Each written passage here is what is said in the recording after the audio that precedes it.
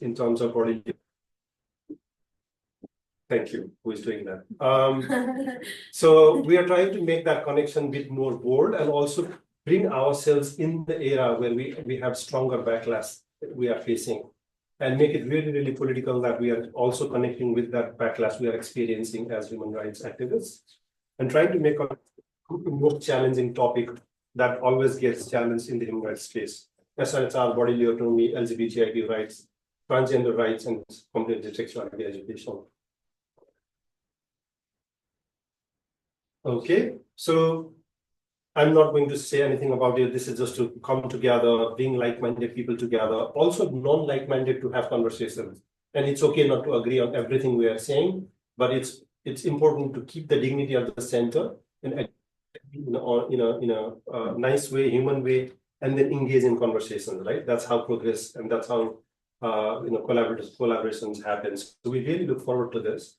And then with that, I will pass it on to Nidhi as well, who is the lead for the conference here in Boston. She is the director of Global South Coalition chapter in North America. So I will pass it to you now. Hi everyone, thank you so much, Andy. Let me just do some technical things. Brown girls in tech. I'm not very good at brown girls in tech. Okay. Perfect. So with this, first of all, thank you so much for all your participation here today. Again, my name is Millie Alikari. I use she, her pronouns, and I am the executive founder and director for the Dignified Menstruation, Inc., which is the North America chapter of Global South Coalition for Dignified Menstruation. We're so happy to be here today, and it's really an honor to have this event here at Harvard School of Public Health.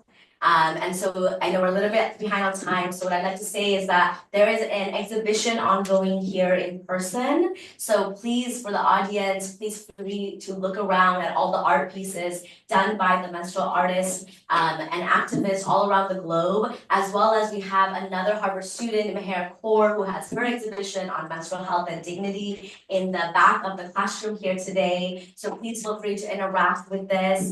She will tell you all about her work, as well as the other artists here. And with that, I'd like to ask for Lals to play our Dignified Menstruation song. And I'd like to ask the audience, if you need to get coffee or food in the back, please feel free to do so.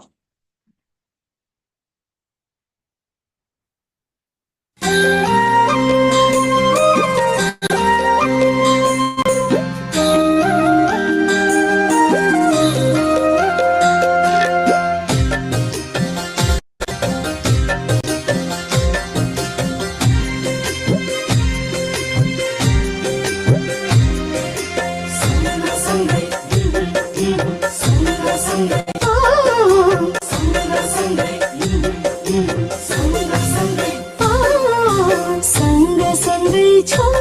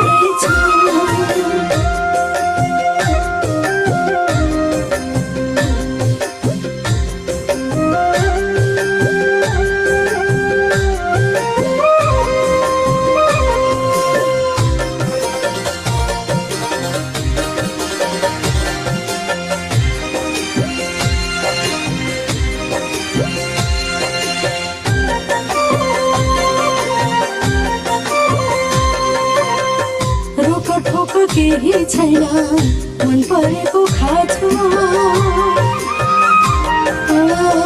रोकठोक केही छैन मन परेको खाछु सबै ठाउँमा फर्रा फर्रा म पुगेकी हुन्छु म पुगेकी हुन्छु म पुगेकी हुन्छु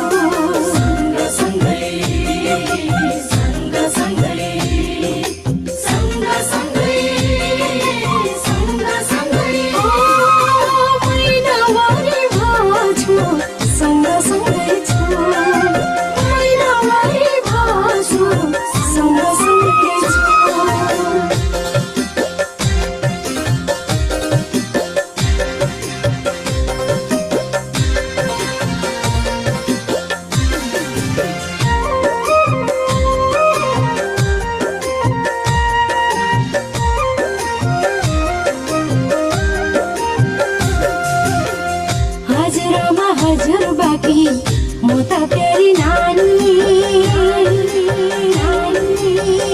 हजुरमा हजुर बाकी मोटा प्यारी नानी एकैछिन छोड्नुहुन्न आतिन्छ कि भानी आतिन्छ कि भानी आतिन्छ कि भानी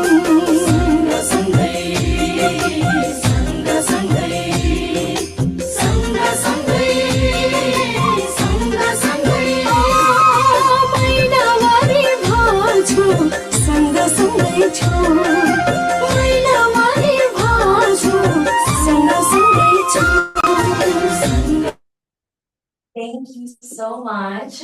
So this is a lyrical by, like I said, Brother Baudel, and the premise of the song is really that Sangasangay means to be together, and a lot of the words that we use to describe menstruation in Nepali, Hindi, and probably in other words as well, literally means to stay away or be far.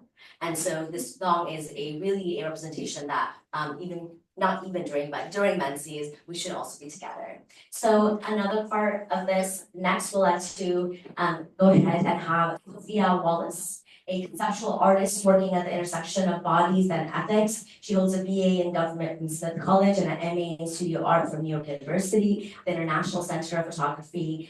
Best known for her viral project Literacy, Wallace is interested in the ways that people assigned female at birth and trans women are denied self-determination through the weaponization of their genitalia. Drawing upon diverse materials and approaches, including large texts, sculptures, installations, performances, her art seeks to establish the iconology of the clitoridation. So here I'd like to welcome her and have her present a short presentation on her.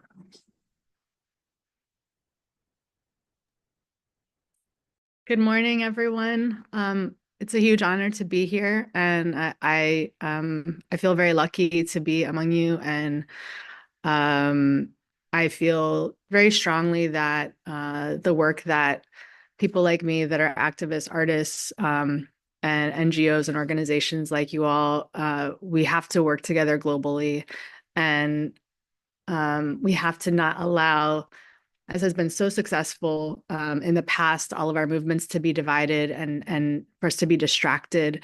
So this opportunity to just come and talk to you is a privilege, and I look forward to learning from you. I'm not an expert in this specific area of the struggle, but I feel like our work is very much interlocking and supporting each other, and similarly, in the way that menstruation is sort of the common bond through which your organization is seeing all of these different ways that shame is imposed and disempowerment is imposed. I've been working on the clitoris as my symbol, but I think it really these symbols work equally well, or both maybe complementary, because it's very clear that when one's own body is weaponized against them and is made a taboo and is made unspeakable and unshowable, unrepresentable,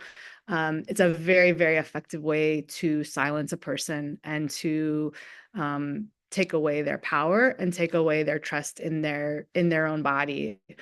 So I feel incredibly aligned. I want to share a little bit of my work with you all. I hope everyone can see my screen. My work is about intimate justice. Intimate justice is a term coined by the sociologist Sarah McClelland, and I feel like it's incredibly powerful because it gets at this space that's supposed to be private and supposed to be safe, and it's a place where so much harm can happen. And because it has been defined as private and intimate and something that you shouldn't talk about, it's very successfully able to be used by so many different entities, whether it's in the private space or corporations selling us products that we don't need, or government entities controlling these spaces. When it becomes a private area that you can't talk about, I would argue so much injustice can happen. And that's why we need to talk about the specific kind of injustice that can happen in these areas. So my work for the last 12 plus years has been a project called Cliteracy, which is about establishing the right to basic knowledge of our bodies, the truth of our bodies, for our bodies to be treated as inherently and always good and not needing to be in any way intervened upon, excised like cancer, sanitized away. And then also trying to talk about the aesthetics of beauty and creating a visual language, because as we're so familiar, there's almost no visual representation of the anatomical clitoris. And moreover, the symbol of the clitoris is, even though equally present in society as the phallus, it doesn't exist in representation. So part of my work as the visual artist has been trying to say, okay, what is a liberatory aesthetic? How do we represent this symbol and turn it into an icon that is recognizable and it stands up for this natural part of not only half of humanity's existence, but also half of all mammals.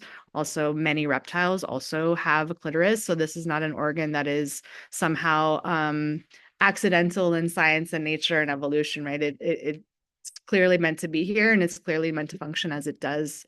So this is one work that perhaps, connects to the conference. It's about creating a space of dignity and including menstruating genitals within the divine. I was raised in a Greek Orthodox faith, and I was told that I could not take Holy Communion when I was bleeding. And I remember, that was just one of many experiences that I had where my fertility, my menstruation was linked to shame. And I learned that there was something unholy and ungodly, even more so about my body if I happened to be in this state. And I also got the very clear message that virginity was so vital to any kind of dignity or sainthood of a woman. So like the highest woman within my faith is the Virgin Mary, but there could not be a saint that was a woman if she was not first a virgin. And so this idea of like a virgin mother, which is an impossibility, and that being the highest value, and this idea of a paradox that you could actually never succeed in, because if this thing that happens to your body naturally is shameful, but then you also have to be a mother, but to be a mother you have to do something that is shameful, but if you can't be a mother, that is also shameful. These types of paradoxes and total illogical constructs became more and more infuriating and absurd and enraging to me. And so I've continued to work on the subject matter with patterns, with texts. These are meant to be marched with as well as displayed in an art space. Also doing protest work in the street art with my child and my partner, and continuing to try to work on a subject matter like the representation of this form. And you can see this right here, of the clitoris, and trying to say this is part of nature, this is part of our bodies, this is beautiful, and this can exist in our public representation. Even if it doesn't exist now, it could be. So also erecting the clitoris into new heights, saying, and of course, when I put this in this space, many of the people that complimented had no idea what they were complimenting and what it was, and then felt very thrown off to discover what they were actually complimenting. So I guess I just want to say that, I think that the work that we are all doing together is so transformative. I stand with you all. I'm honored to be here, and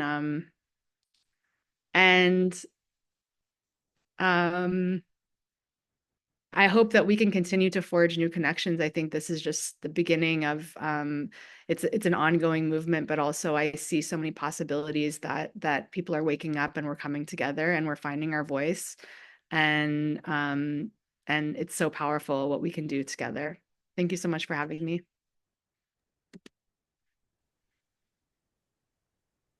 So much for all this. Thank you. Like you said, for the last 12 years, you've sculpted, sketched, pasted, inflated, and spoken about this subject, which is very stigmatized, just like menstruation is. And you brought space into this. You've made space for this, and we heartily should salute you for that. Thank you for your participation in this conference today. And with that, I'd like to ask for Vinay Blades to take the stage and talk to us a little bit about your Belizean exercise physiologist and menstrual artist who's devoted to the transformative power of connection to the body, the womb, and the divine feminine. For over 7 years, Vinay has stood as a passionate advocate for menstrual health and dignity, using her artistry and expertise to challenge the societal shame and stigma around menstruation. Through her work, she invites menstruators to step into a space of reverence for their cycles, cultivating love, pride, and dignity. Vinay, take it away. Hello, everyone. Thank you so much, Millie. It's such an honor to be here, and honestly, just being able to share my voice and my art with all of you. So before I share this, I just want to say that this spoken word was birthed through being on my period too. And I did not know that I was an artist. I did not know that I could create art. And it was through learning about my womb and about our menstrual cycles that reawakened in me. So I'm dedicating this to all of our wombs. This one is called Be Right Back, I'm Bleeding. Be right back, I'm bleeding. Allow me to rest in this season of my inner winter. Be right back, I'm bleeding. Surrendering rather than suppressing my intuitive calling to slow down. Be right back, I'm bleeding. An experiential death of the parts of self that no longer serve my highest calling. Be right back, drawn into my monthly descent, feeling everything and nothing at all. Be right back, I'm bleeding.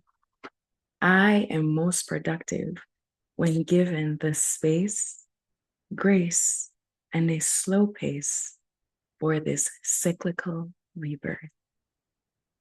Thank you so much for having me here. That was my spoken word poetry. If you are watching in Boston, you will see that it is accompanied by my menstrual art, which is painted with my own menstrual blood. And I've been doing this for about 4 years now with my menstrual blood. I've created numerous period art, and I continue to do the work in my own community, serving the women in my community, especially women of color, because we desperately need this work for our communities as well. So thank you all. Millie, it's been an honor to be here, and I can't wait to hear more about what's going to come of these conferences. Thank you. Thank you so much, Renee. It's a pleasure to have you. You are always able to erect such emotion out of me, and I'm sure everyone who heard you here today. And your art is in here and in person in the event. So please find it and interact with it and let us know. And please follow her on her social media accounts, which are listed also in the artwork itself. Thank you so much, Vinay. So with that, I'd like to invite Lakshmi back up to the stage for us to conduct the opening ceremony for the conference.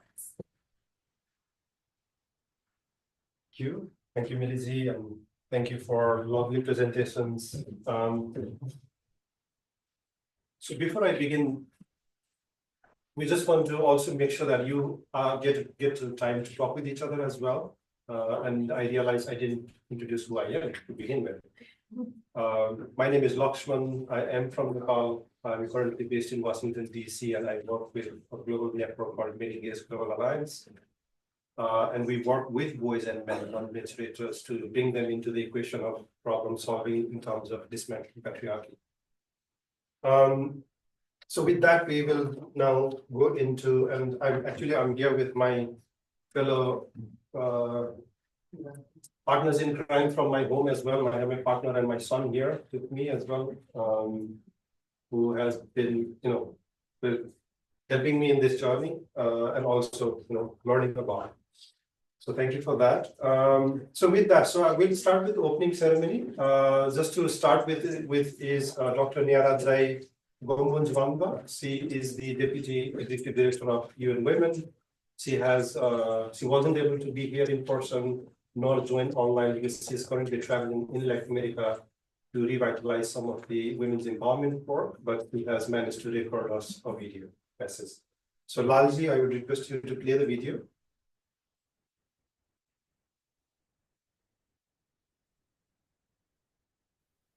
Dear friends, today on the 6th International Dignified Menstruation Day, we celebrate everyone fighting to end period poverty and stigma. Your efforts are transforming menstruation from a source of shame to one of rights, to one of dignity, and to one of empowerment. At UN Women, we proudly stand with feminist movements working to ensure menstrual health, rights, and dignity for all. Through generation equality and powerful partnerships, we are advancing bodily autonomy, sexual and reproductive health, and menstrual equity for women and girls everywhere. Yet the challenges remain stuck. Over 2 billion people menstruate every month, but millions lack access to basic necessities like menstrual products, safe water, and sanitation.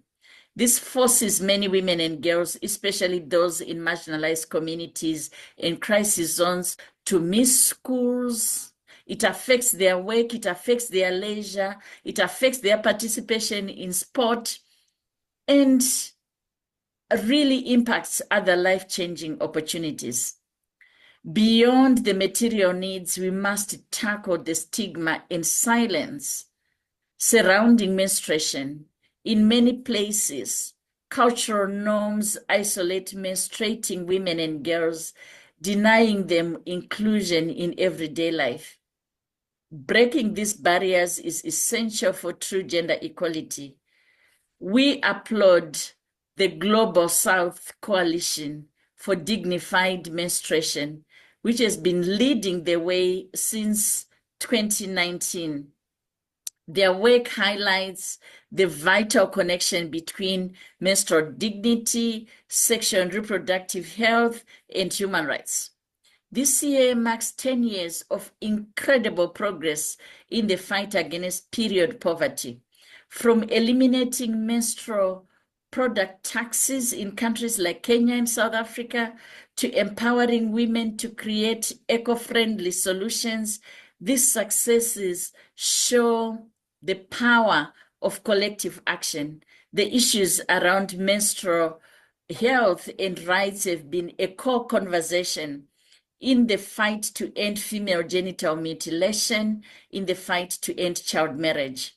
Let's keep the momentum going. Together we can ensure that every woman and every girl has access to resources, to education, and to support they need. Period poverty costs too much, and stigma holds us back. It's time to act. UN Women, we stand with you, inspired by your dedication and your passion. Together we can create a world where menstruation is no longer a barrier, but a source of pride.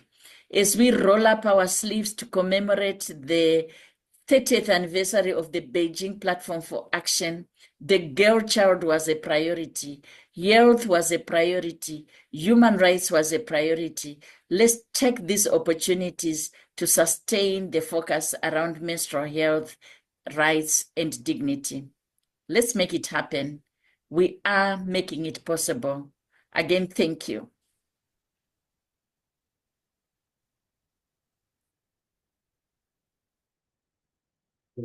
Thanks to Nirazai for the message.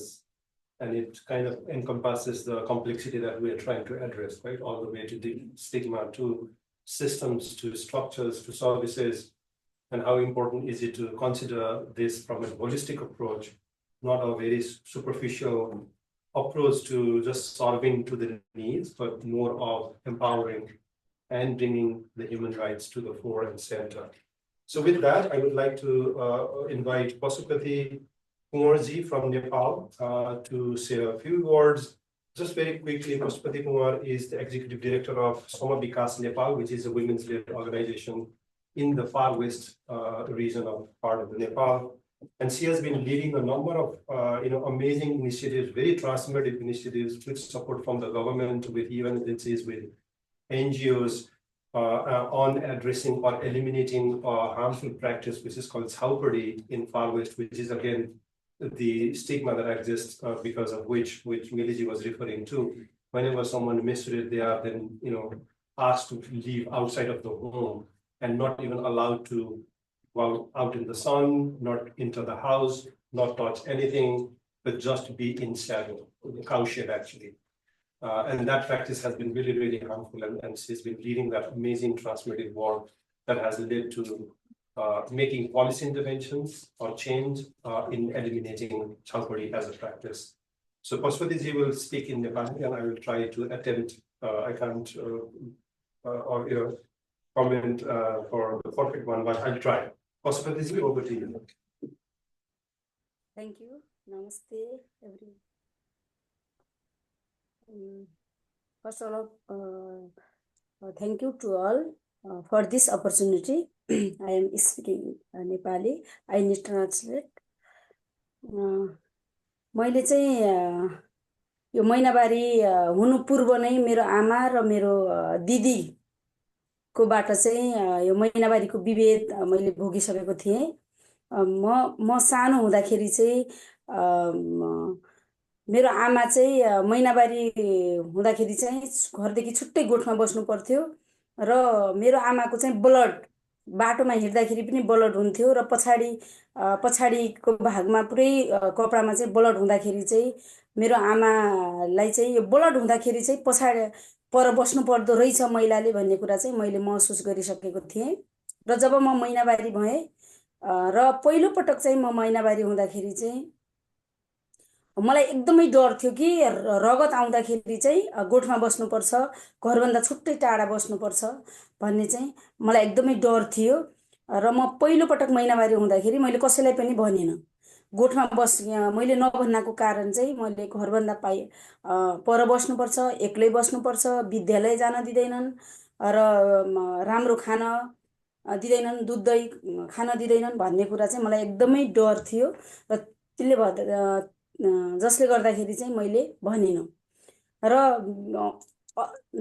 Second time महिनावारी हुँदाखेरि चाहिँ फेरि मैले 2 दिनसम्म चाहिँ म लुकेर बसेँ।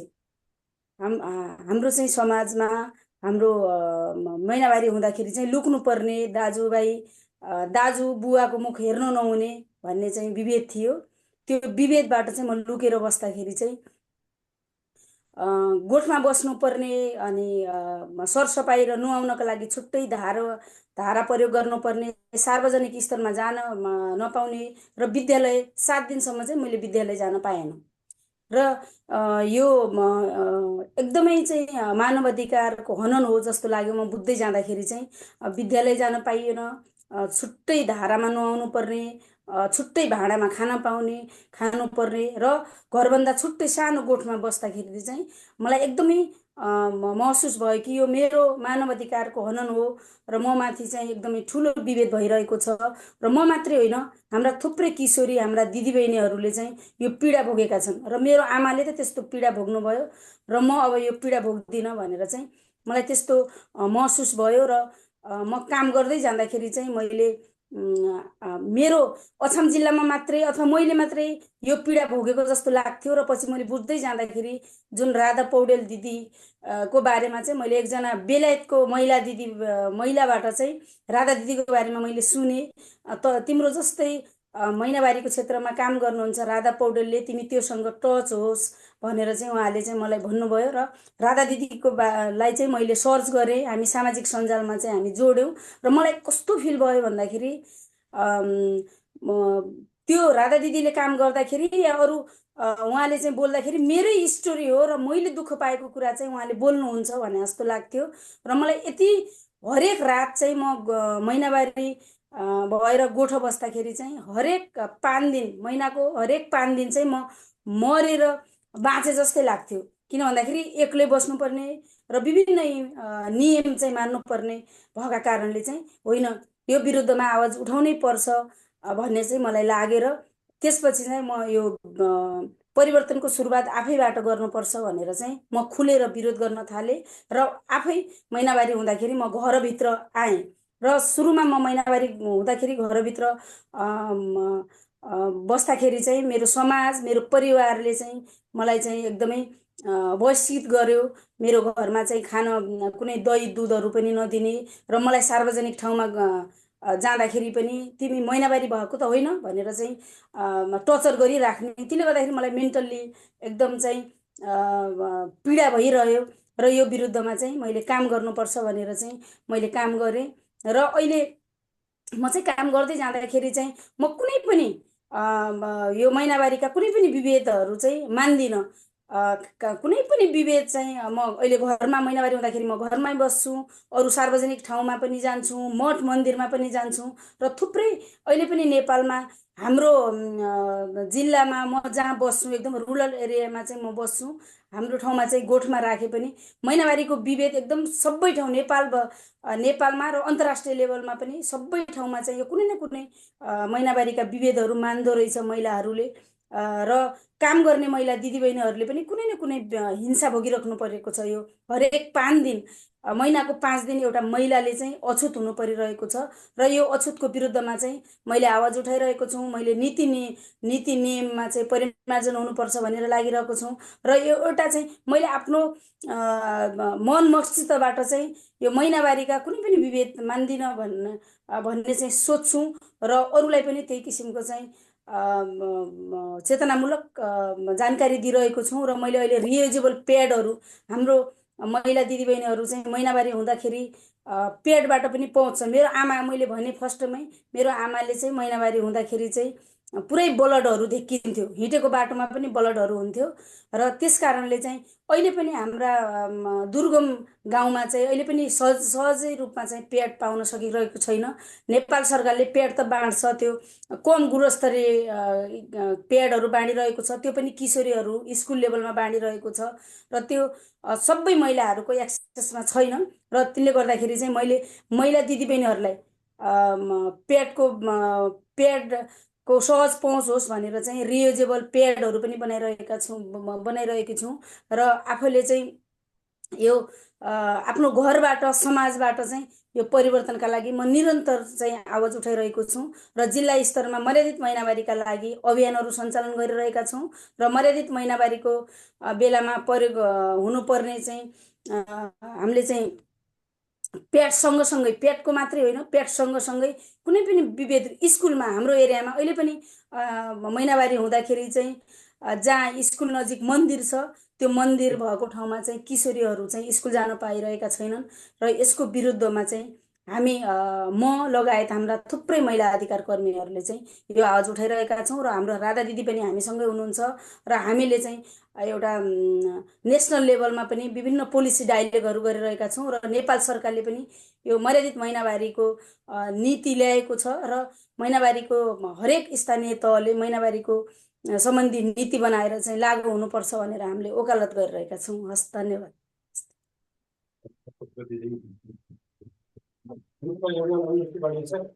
Fantastic. So I'll try, I'll not take as much time. I'll try to summarize. So she started, being aware of the situation that she would have to go through when she was very young. When she used to observe her mother or sisters who used to have bloods on their backside, and then they would then be asked to go and live in the cow shed out there. And she observed that and felt really, really uncomfortable from the childhood. She also started getting really, really fearful because that means that she will have to be alone, living for 7 days at the least in the cow shed, not even able to interact with anyone, meet with anyone, not be able to get out in the sun, even not be allowed to eat food, good food as well. So she started really getting fearful about that as well. And then, in her second time of her period, she hid herself for 2 days. And then she started, getting out in public, started becoming bold, and after she realized that this is actually a human rights violation of who she is as a human being. And based on that, I think she started realizing that it's not only her, but everyone in the community, in the home that are facing the discrimination and stigma. And I think someone should start rebelling against such practice. And she started becoming the person to start raising awareness, engage and do public awareness as well in her work, but also engage in discourse at the community level. In the beginning, she was really, really not entertained or even accepted by anyone beginning from her family herself, followed about community. But then she insisted on doing with her activism, and she got to know about Radhaji from someone from the UK who suggested that she should connect with Radhaji. And then when she started getting connected, she realized what Radha was doing was actually her own story, which was a story for everyone, but she felt really, really connected to what Radha was doing and saying to what she actually had experienced. And then she committed herself to do this work. And since then, she had been doing awareness raising. But then that started with herself. That was her prime point, is that any transformatory processes should start with the self to begin with. And we need to empower ourselves, be bold, to be able to actually address the pushback that we will get from this activism. And so she started doing that from home. She started, pushing back at home as well with the family. And in communities, she used to be stigmatized, saying, every time she was out in public, everyone would just tease her, saying, "Are you menstruating to do or not?" Right? So that level of stigma and harassment was what she was experiencing. But she was so determined. Now she is leading this work in the district, not only in district, but at the national level, resulting into policy level change. Now there is, together with others in this field and area of work, is now a national policy in place, and she is working to implement the policy as it should be in a full place.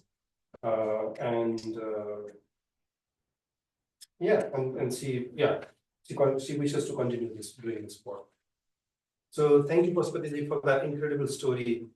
Really helps us to be more determined on what we all can and should be doing in order to address what you have experienced, but also what you have been achieving through your amazing activism and policy work. So really, really appreciate your amazing leadership. Thank you for that.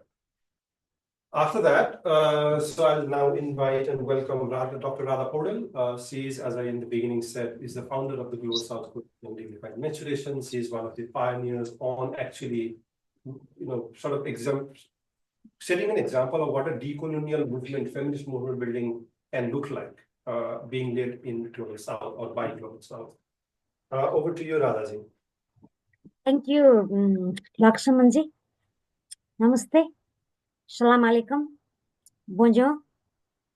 Good morning. Good afternoon. Good evening. Distinguished delegates and friends, with respect to all those present, we are in for a very interesting time. I want to extend my warm welcome to those joining us in person and virtually on behalf of Global South Coalition for Dignified Menstruation and the entire organizing team. Let me be honest. I'm currently experiencing a feeling of warmth and melting of my heart as I observe the wider and inclusive commitment, participation, and solidarity towards marking the 6th International Dignified Menstruation Day. You may know that our experience with gender equality, empowerment, human rights, reproductive rights, and menstruation has been met with resistance from friends and organizations since beginning. Nonetheless, we have never ever given up. On behalf of Global South Coalition for Dignified Menstruation, I would like to express my sincere gratitude to all who have been and still support us directly and indirectly. Let's congratulate ourselves and have a huge round of applause for this.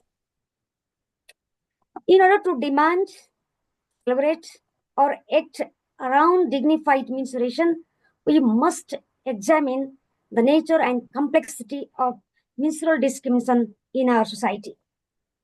Menstrual discrimination is comprised in a range of perception and practices such as silence, taboos, stigma, restrictions, abuses, violence, and deprivation from resources and services that are associated with menstruation throughout the life cycle of menstruators.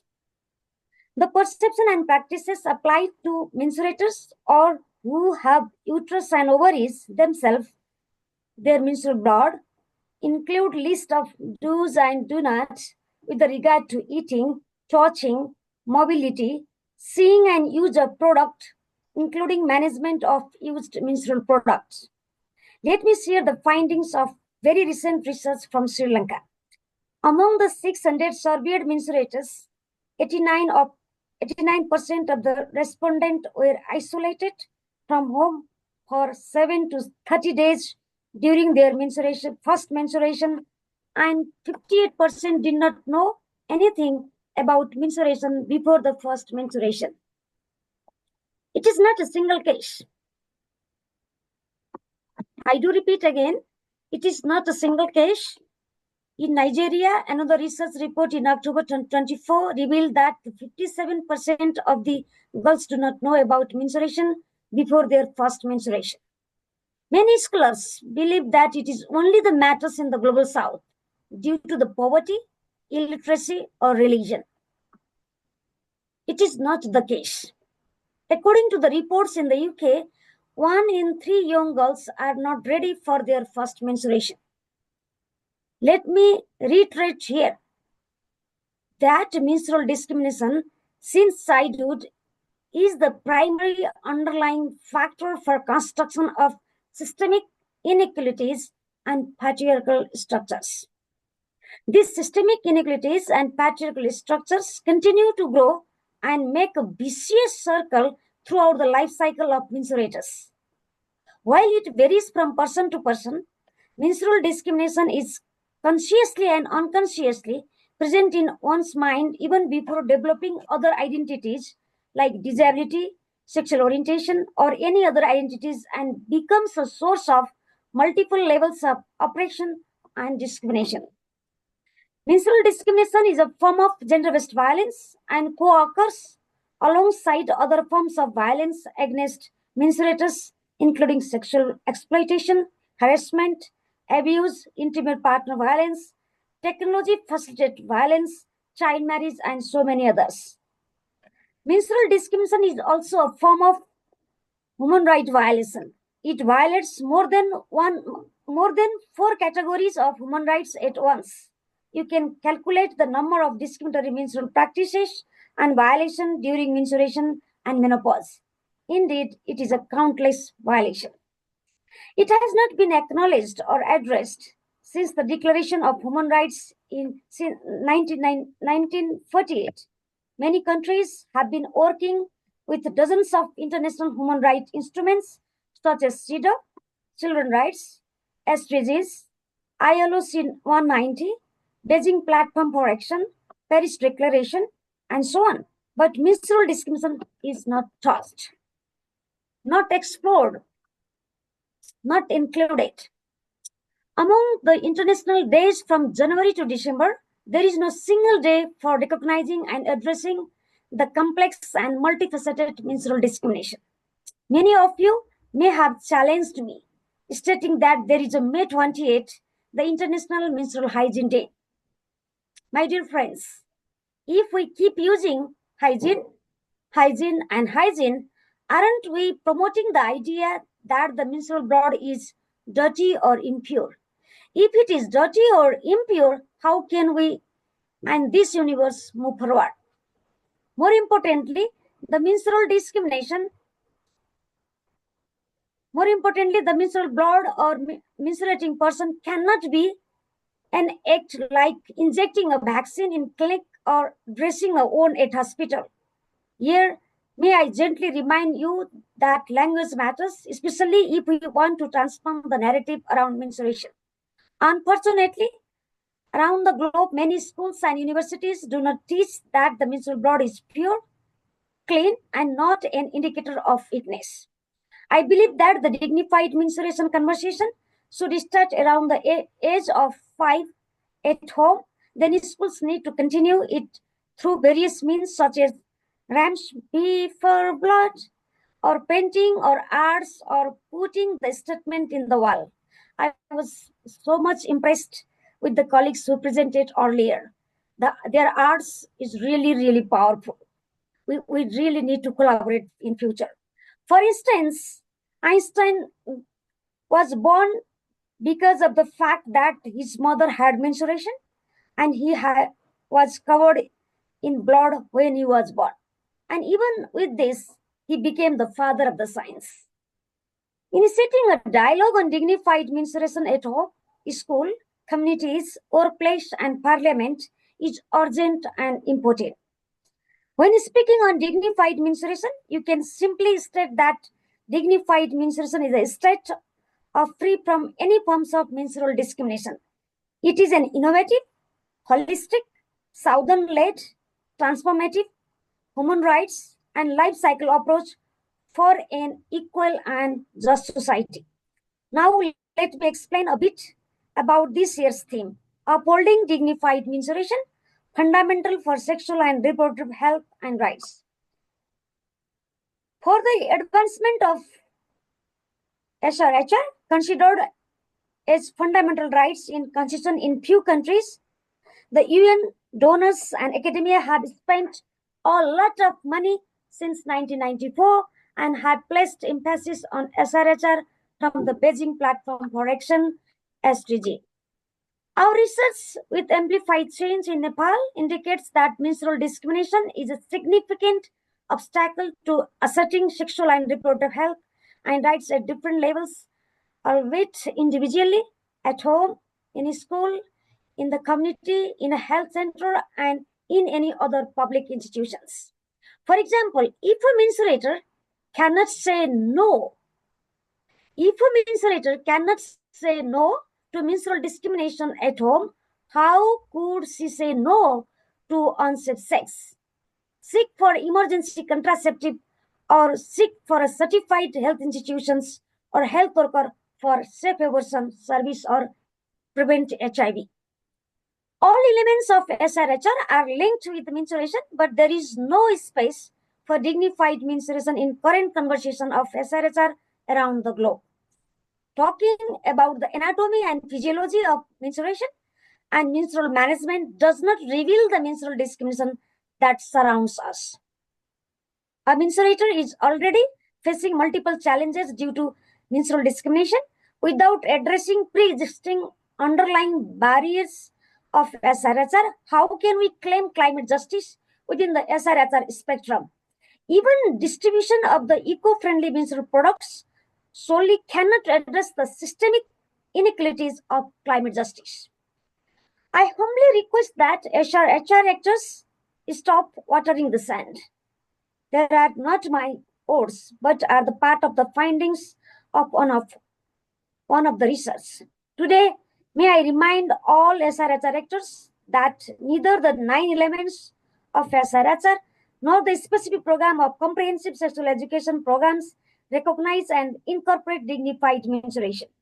Let's promise today that we will endeavor to incorporate dignified menstruation in all conversation around SRHR, climate justice, and everywhere else it matters. Because menstruators are everywhere. Let's work together to change the narrative around menstruation so that they include the needs and priorities of menstruators in all aspects of their life. I appeal to all global leaders to act now and do not forget to incorporate it into the 13th anniversary of Beijing 30 plus next year. It is a high time to redirect funding to the global south for research, programs, media engagement on dignified menstruation for equal and just society. Once again, I do welcome everyone and appeal for all of you to become an advocate on dignified menstruation, no matter where you are and whatever capacity you have. Gender equality talk, dignified menstruation first. Gender equality talk, dignified menstruation first. Thank you.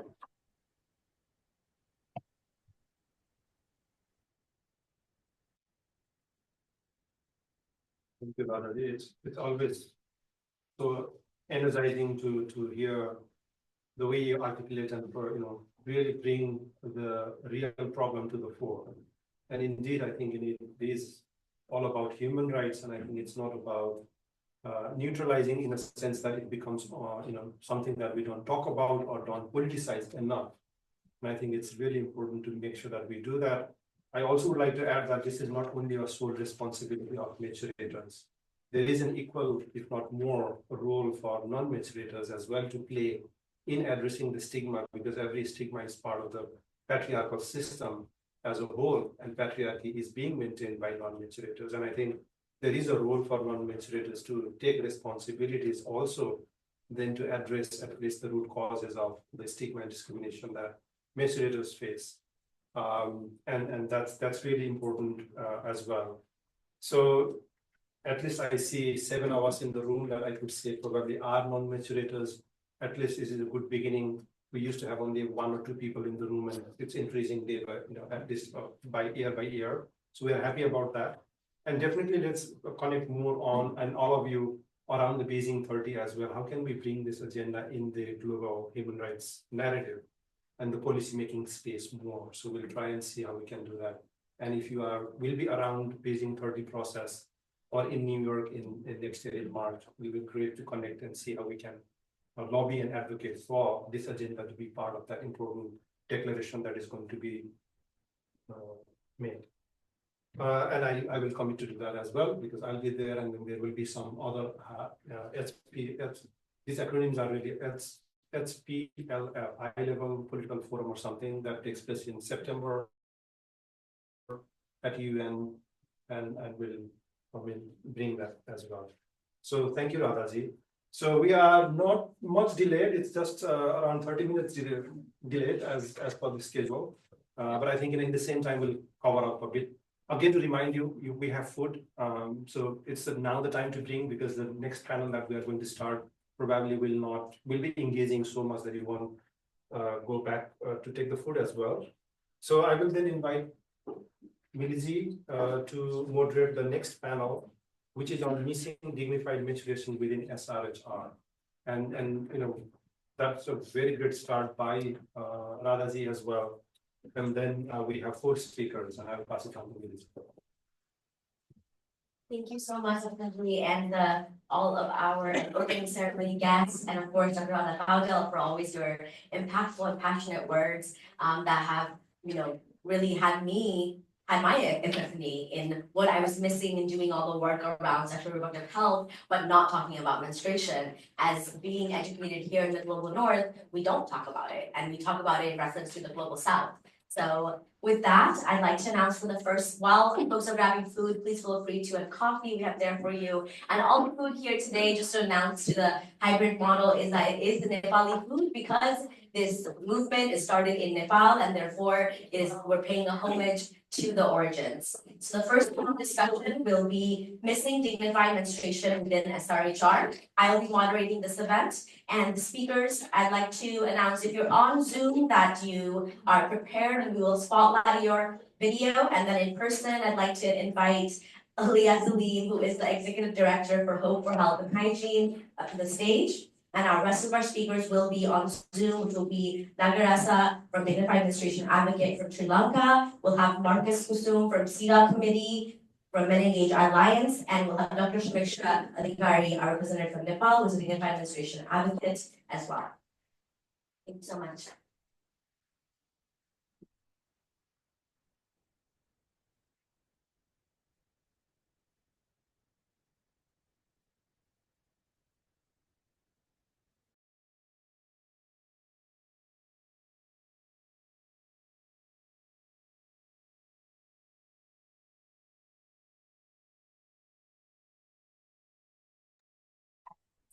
So I'll ask for Laws, the technical team, to help me spotlight our other panelists, if that's possible.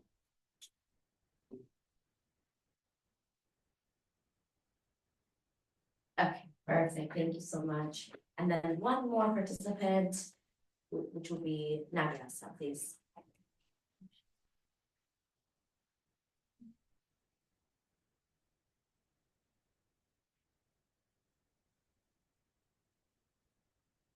I think we started on the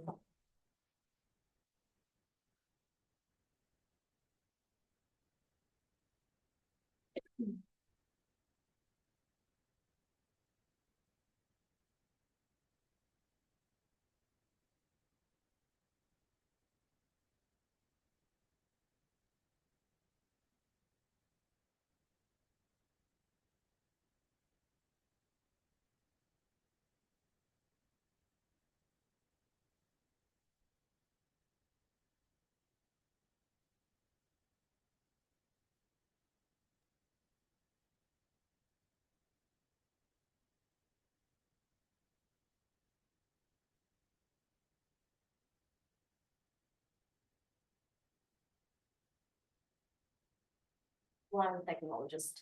Figuring out some technical.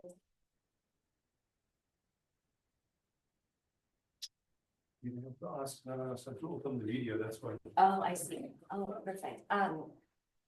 Nagarasa, could you open your video? Because then it will allow us to spotlight you. Perfect. Oh, perfect. Yeah. All right, excellent.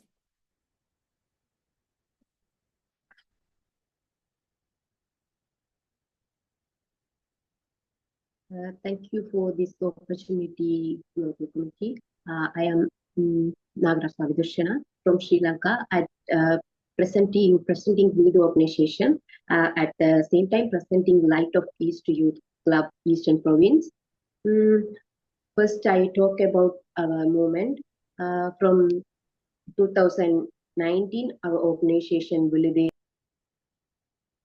All right, so thank you so much, Nagarasa, for joining. So we'll go ahead and start with the panel discussion, and we'll ask questions as related to the guiding questions that I send you. Oh, please feel free to stay on video if you can, Nagarasa, just so that we have all our panelists up on the video, and then we have Aliyah here in person. Thank you so much for joining us today. And unfortunately, not all of us could be together, but that's a part of the global movement, is the fact that we are able to join together in these events, even though we may not be in the same geographic location or in the same time zone. So we'll just go ahead and get started, and we'll just start it off the bat by asking Marcus, actually, who is our non-menstruator representing Men Engage Alliance. So as a non-menstruator, what discriminatory menstrual perceptions and practices did you first observe and experience in the home, school, and community? We've heard a lot from menstruators say their experiences of seeing the shame and the fear. So how did you first notice, and how did you first know about these menstrual practices? Yeah, thank you.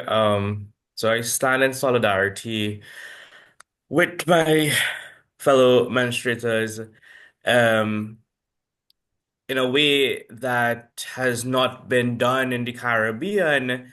And I want to start off with sort of giving a bit of history of the Caribbean. Caribbean has a long history of indentured laborers coming from South Asia, from India, and coming with them was their practices, traditions, and ideologies, and being merged into a colonial state where dominance over women and power over women continued to flourish. Um, like men, most of their engagement with femininity and womanhood comes from stories from their sisters and their mothers, and mine are no different. And I've been privileged to be exposed to these stories by friends and women. And more so specifically in religious spaces, I think because of where I position myself as a feminist activist, I have been given the opportunity to hear these stories, which I would hope more men in the Caribbean could engage with. But my first observation and experience is um again with my very own female family members. And Trinidad and Tobago Hinduism is a large part of the national practice within the Caribbean. Guyana, Suriname, Trinidad have large populations of Hindus, practicing Hindus, communities. And menstrual discrimination is deeply rooted in these religious beliefs that view menstruation as impure, as speakers have heard said before. What is quite interesting is that there aren't any religious texts that are usually cited or quoted. However, these narratives continue to be reproduced by patriarchal religious Hinduist leaders. And, this manifests in practices that exclude menstruating girls and women from practicing in puja, religious rituals, entering temples, um, and which becomes so interesting because I think because my household was very matriarchal, where around religious ceremonies, women were the ones in charge of cooking the food and preparing um religious sweets and all of that.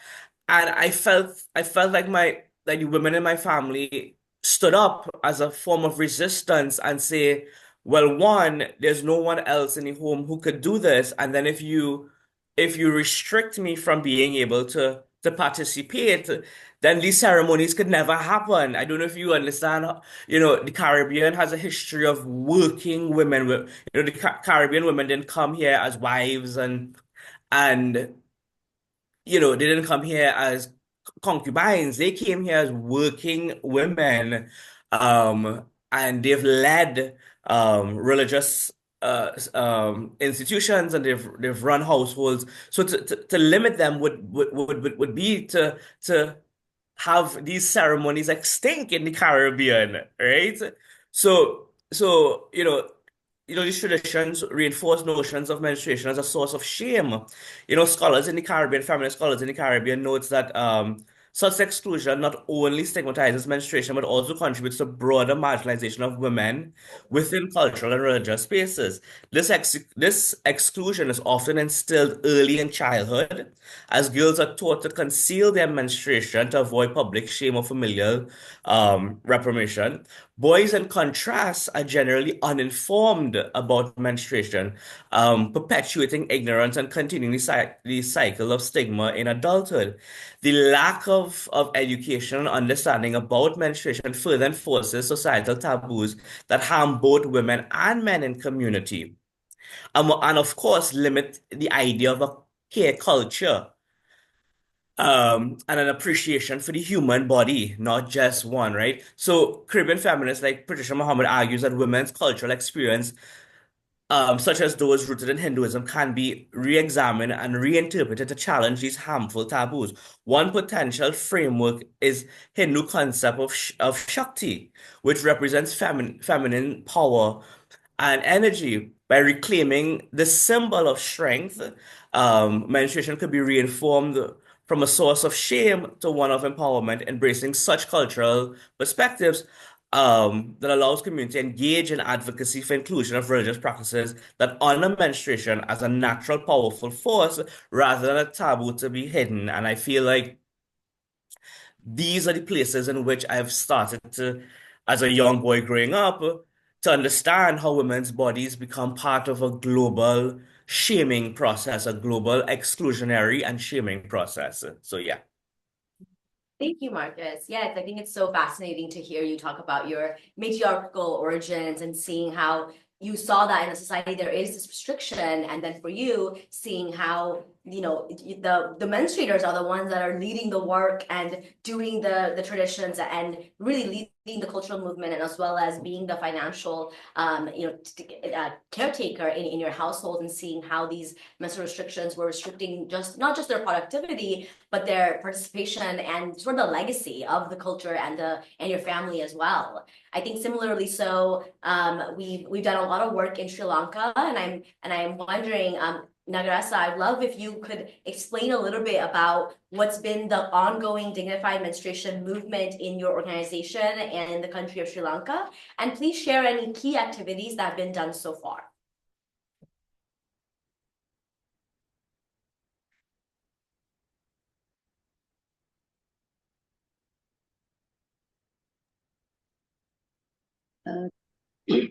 Thank you this opportunity for me.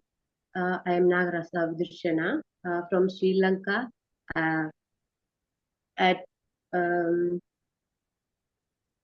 presenting Viludu organization, at the same time presenting Light of East Youth Club, Eastern Province. I first I talk about our movement. From 2019, our organization will be implementing programs for promoting dignified menstruation through youth corp members, committee women, school students, school teachers, academic, stated officers, NGO members, journalists, police makers, and other relevant oriented. Especially we have the DM movement Sri Lanka. More than 7 youth corp members are involved in the awareness raising program to study circle, network meeting, public forums, school awareness program, media article, social media pages, and social media poster, and the panel. Then the key activities of the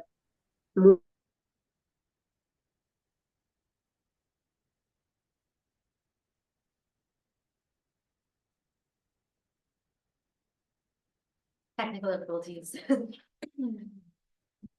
While we wait for movement include, will they have this, the cost, the cost 2022 International Dignified Menstruation Day at Sri Lanka. More than 17 countries researched had submitted their research papers. At the same time, we have supporting to the youth group members for their capacity building programs. We have done several media concerns and media program, media event to advocate DM related product pads. Then during COVID time in the government had sold menstruation pads are luxuries items, but we have given the process to the network for women, network for youth, especially introduce, we have reuse product pads through the capacity build the program. And Dignified Menstruation concept introduced to teachers, boys and girls by school club, school health clubs. We want to expensive activities in other 8 districts also. We are waiting, trusting, and in 2025 or 2027.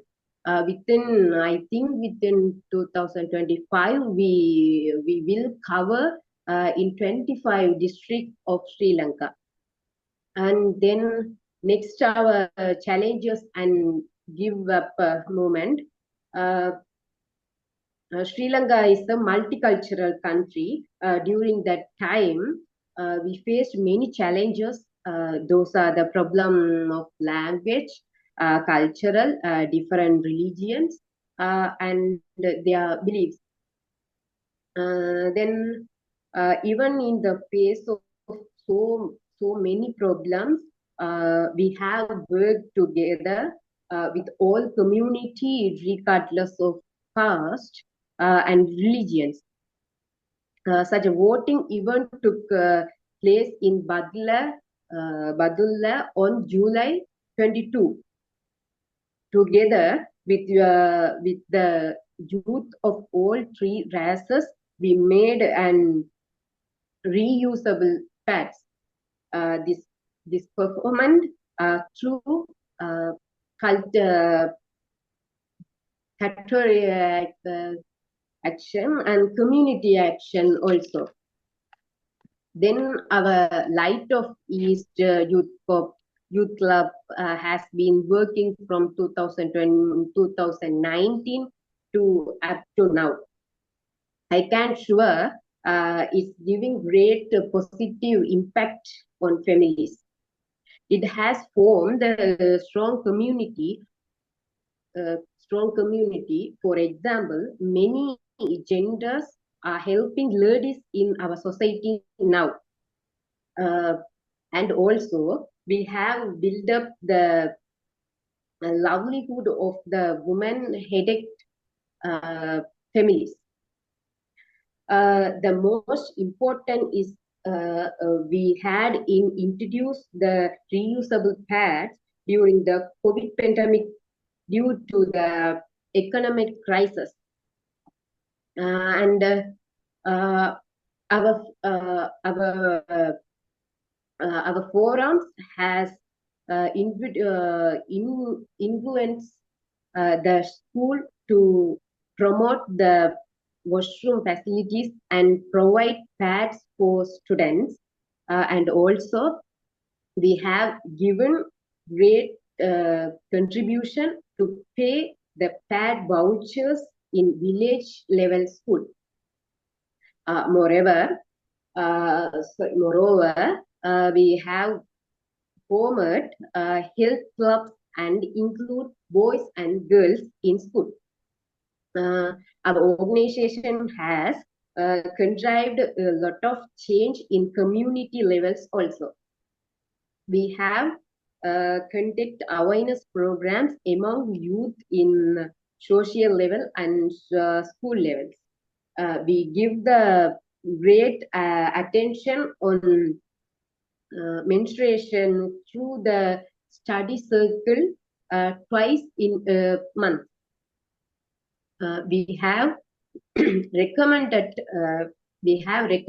to take care about the price and quality of the pad during pads during the COVID period through our Amara ROMs, which is formed by our Light East. Moreover, the government decided to give pad voucher to the village level school. This is also our one of the victorious. I think it's the time to end my speech. So finally, I conclude my speech with this message. Apart from the equality, we must encourage the youth to take care the women with dignified in their menstruation periods. Thank you. Thank you so much, Nagarasa, for that in-depth summary of all the key activities that Sri Lanka has been so instrumental in implementing. Sri Lanka has been one of the most one of our critical and significant countries that has implemented dignified menstruation in their work.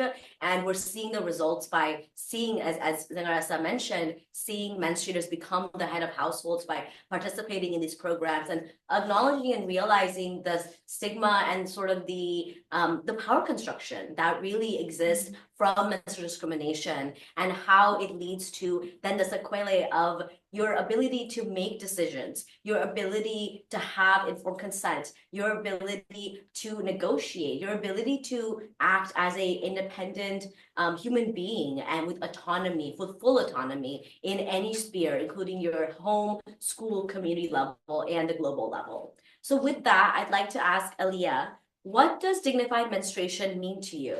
And what is your inspiration in continuing to work with this framework of dignified menstruation? And let us know a little bit about yourself too. Yeah, absolutely. Thank you so much, Noe, for having me. I'm so honored to be here. Again, my name is Aliyah Salim. Came all the way from New Jersey, so happy to be in Boston today. So I am the founder and executive director of Hope for Health and Hygiene, an organization I started in 2021 to raise awareness about hygiene poverty. And what that basically is the lack of access and affordability to hygiene products after noticing a large disparity between food donations and clothing donations, but not as much movement and conversation around the lack of access to hygiene. And so I lived in an underserved community, and we have several food pantries, several nonprofits that work to provide integral resources to my community. And I noticed that not many of them specifically focused on delivering hygiene products to people in need. So that's when I came up with the idea of starting Hope for Health and Hygiene. And we basically outreach and partner with several businesses, schools, nonprofits, shelters, to be able to deliver access to a lot of populations that, you know, aren't able to afford the products or don't have access because of where they live. And to answer your question, and I might have to ask you to repeat because there are several questions into one. But I think of dignified menstruation as liberation from stigma, from taboo and shame that has been placed on us in the patriarchal society. And I also think it's interconnected with who we are as menstruators and finding unison and connection with our natural bodily functions. And for me, that's what it personally means. And I think my inspiration from that is just envisioning a world where menstruators don't feel like what they're naturally going through is shameful, and also just having more conversations that encourage positive attitudes towards menstruation and not being able to, you know, not feel comfortable asking questions about our bodies and what we're going through as menstruators. Yeah, Leah, and I think when I first met you and we had a conversation around dignified menstruation, we had really good, robust conversation on just like, you know, in the beginning, we hear the language around menstrual equity work or hygiene work, right? And I guess just from the short sort of, you know, open it from the speeches you heard earlier in the event, and as we're ongoing this conversation, and not to put you on the spot, but how do you feel about the word hygiene in reference to menstrual products? And do you feel like that perception has changed in before we had this conversation and before we kind of engaged in the event to now? Yeah, I think it's kind of interesting. Just because hygiene is a very broad term. And so when we think about menstruation, it's not just the cleanliness aspect of it, but it's also having access to products to be able to cleanse ourselves during the process and throughout. So it's like having access to clean soap, to safe water. And then relative to the work that I do, I really think of it as people just being able to feel themselves and relate to dignity, having self-worth and self-confidence and feeling clean overall. But I think the term hygiene should be cautiously used, just because menstruation has been so stigmatized. And when we think of the word menstruation and the typical attitudes and feelings towards it, it is dirtiness, it is impureness, it is shame, fear, confusion, embarrassment. And so I would encourage us to think more broadly about the term hygiene and how it is relative to menstruation and being clean, because menstruation and blood is clean. I mean, the process where blood is being extracted through the vagina, it is clean. And so I would like to think of it as pure. It is pure. It's not, dirty, it's not unclean. It is a natural process that we should all be confident, and I think it should be celebrated more. Definitely, I agree. And I'll move on to Dr. Samiksha here.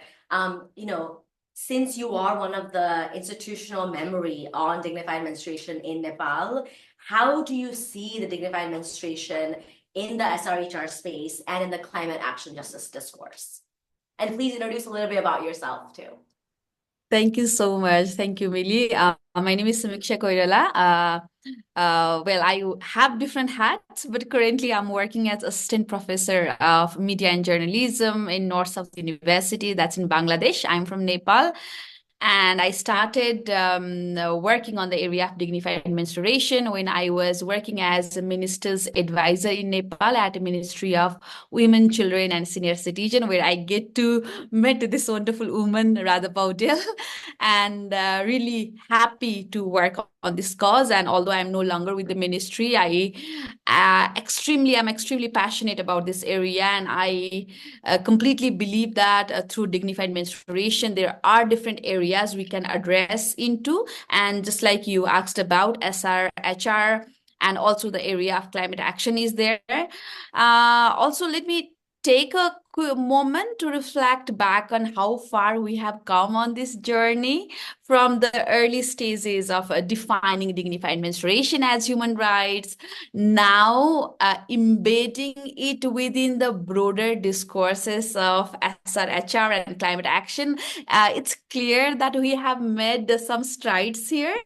When we first began discussing dignified menstruation, just like all the speakers are talking about, the focus has always been on breaking taboos, addressing stigmas, and asking various stakeholders to talk about menstrual issue beyond menstrual hygiene and menstrual products, because that is something we have been listening. Having said that, it is not less important, but it should not be limited. So this is what we have been advocating about. So the awareness was something we worked on, and we also talked about, I think earlier speaker Pashupati, she talked about how the menstrual discrimination is not limited to one region in Nepal, but it is actually a global issue, and that shows from the findings of research that Dr. Radha Paudel shared earlier. So what I think is, by integrating dignified menstruation into SRHR, we are also acknowledging its profound impact on overall well-being, let's say. So we need to understand that when somebody is discriminated because of having menstruation, it definitely constructs gender hierarchies, which later leads to gender-based violence, sexual violence. So when we talk about dignified menstruation, we are also talking about importance of promoting education, economic opportunities, maternal care, contraceptives, all these areas which are directly related to SRHR. And today, this morning only in Kathmandu's opening ceremony, we reflected on, if someone can't simply talk about or discuss menstruation, utter the word menstruation, how can they or how can we address gender-based violence, talk about sexual rights, reproductive rights, bodily autonomy, or simply talk about which contraceptives is better for me, what is safe sex all about, So what it is very much important to stress again that menstruation is not an isolated issue. It is integrally related to reproductive right, gender equality, and access to different kind of health services. And on the issue of climate action, I just want to touch upon that we all know that climate change disproportionately affects women and girls. And lately, we have seen that some attention is being given to access to menstrual products during natural disasters and climate in climate vulnerable areas. We have seen that. That's great. Finally, it's happening, right? But let's be real. Our conversation needs to go deeper. It's not just about products. Again, I repeat, it's about creating a space. It's about talking about dignity. So when we bring menstruation into climate action strategies, we are again talking about a holistic approach, one that ties disaster preparedness, resilience, sustainability all together. So let's say it's about connecting dots between gender justice and environmental justice, ensuring that nobody is left behind. Lastly, what I want to say is resilience is not just about rebuilding houses, it's about supporting people. And that includes something as basic human rights, that is menstruation with dignity and rights. So there is no skipping from dignified menstruation. Thank you, Millie. Thank you, Dr. Misha. That was such a comprehensive, I think, outlook on just one, how far we've come, and two, I think some things that you said and Nagarasa said really kind of reflect me back to something that Dr. Radha Paudel always says is, sort of in any type of disaster, man-made or natural, and then now we see that even natural disasters are a lot influenced by the man. We know that the most affected and most vulnerable are the menstruators in that community. So no matter what layer of, conflict or disaster they are facing, you will have an added layer of violence and injustice and discrimination for the menstruators. We see that in the ongoing genocide in Palestine. We see that in Congo. We see that in Sudan. We see that in all of these places, that in the ongoing conflict that exists and that the atrocious violence that is being, that people are facing, the menstruators will face an added layer of violence. And there is not enough acknowledgement or even conversation around this. And there's definitely not an action plan as to how we will address this. And we'll actually be speaking a little bit more about this in our second panel, Moving the Needle with Dignity, as we have some folks who specialize in conflict areas. But that really just reminded me of that a lot. And I think with that segue, I'd like to ask Marcus now. So we spoke a lot about the discriminatory practices that globally we're facing. I want to ask you, you work in different advocacy organizations, and a portion of it is also with Men Engage Alliance, which we are co-hosting this conference with. And so, Men Engage Alliance, as well as other of these advocacy organizations, you are addressing masculinity and the promotion of SRHR. What are some key strategies or interventions that you have done to dismantle this global menstrual discrimination or to uphold dignified menstruation in the work that you do? Yeah. Yeah, that's a good question. So like my work isn't directly involved with menstruation. However, I think my work, sorry for not introducing myself earlier. Marcus Kisun, from Trinidad and Tobago, currently in Philadelphia / New Jersey doing my PhD in childhood studies, and my area is child sexual abuse, and I use a gendered lens in analyzing how we experience sexual violence. And some of the fundamentals of gender is understanding power relations. And the work I do with men and boys is to sort of dismantle. I'm heavily engaged with the accountability principles of Men Engage, and I feel like those principles allow for us to start unpacking specific issues, whether it be child sexual abuse, uh, menstruation and the shame that comes with it, whether it be domestic violence. So I want to start by saying that accountability principles is where we start shifting this culture from shame and discrimination and exclusion, as I mentioned earlier, into a culture of care. And I think that is what my work is doing, is sort of introducing this idea of a culture of care. One, in my own work, I advocate for health and family life education, which is beyond just um, how does one have sex and how does one put on a condom, but really appreciating the human body and the human experience.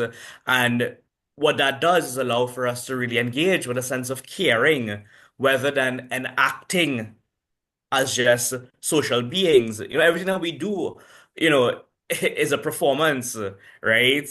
It's to fit in a particular expectation, right?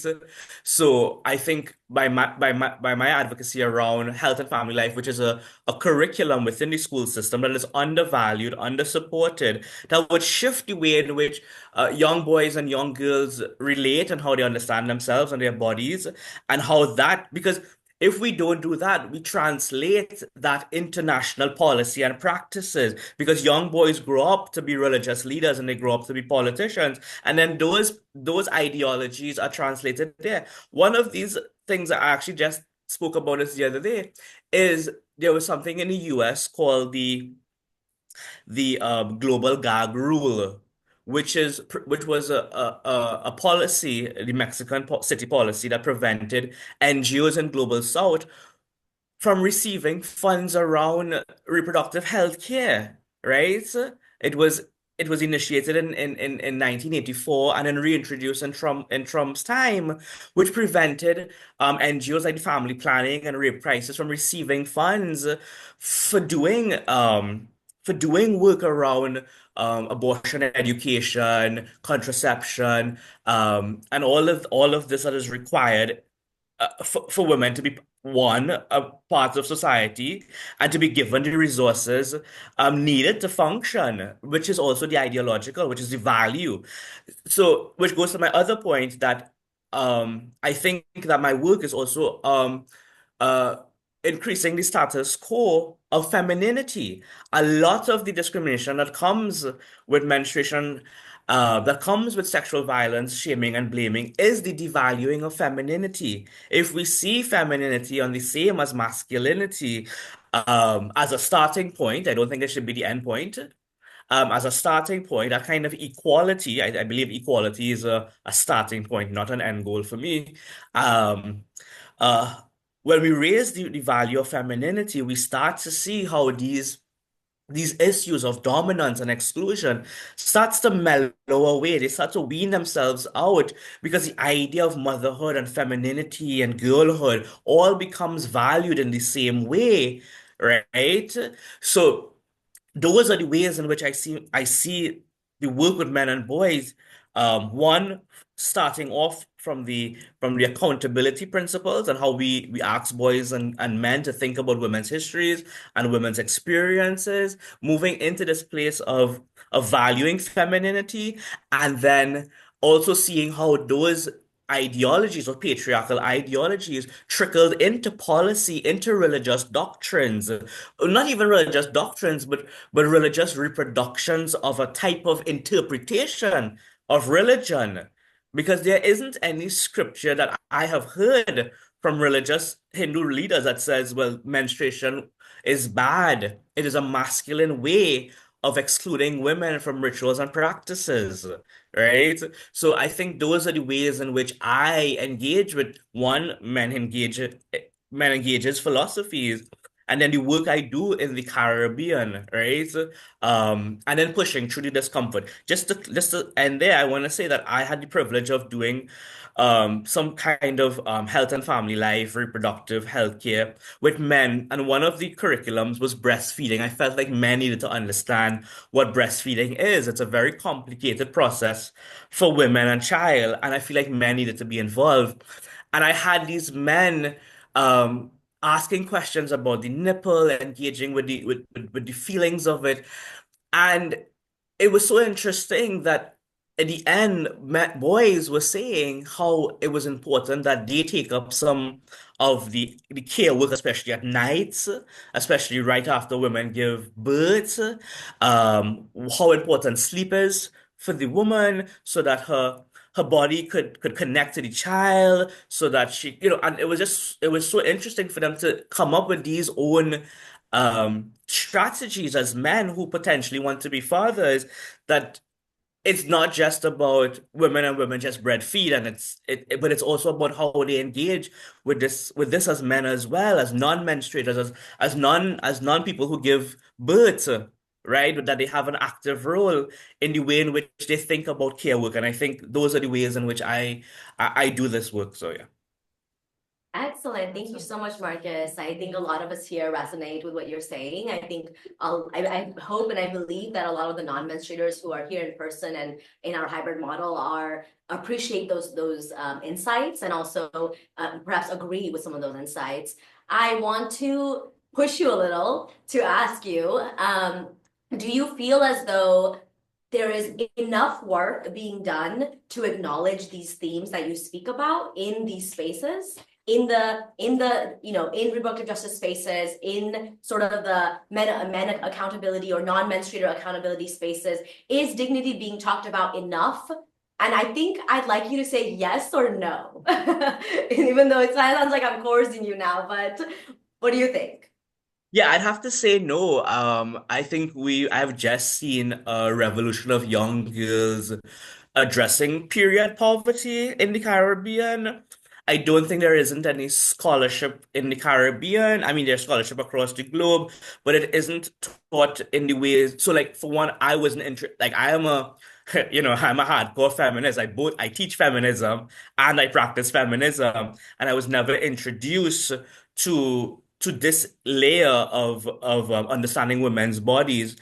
I've only connected only because my mother and my sister and I have such a close relationship that they're comfortable in sharing. So I am not scared when I go to the bathroom and I see blood in the toilet. Um, however, I remember being in an all-boys school and never being taught about um, menstruation, even in biology. And when I've been to schools where they alienate the boys from the girls to talk about it. So they would bring in these health professionals and they would ask for the boys to leave the room as though menstruation is only a woman's issue, if you know what I mean.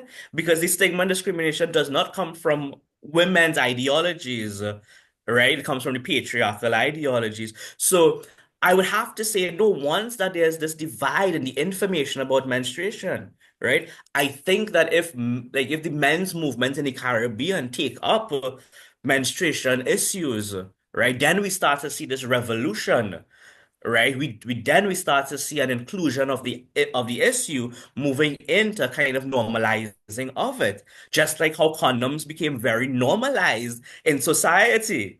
Right, but we still have the shame around tampons and sanitary napkins, and we have all these fluffy names for it, right? And I would say that, I have a cousin and she was explaining, she lived with her father in Trinidad, and she said because she lived with her father, he was the first one to teach her about how to use a panty shield, how to use a pad, right?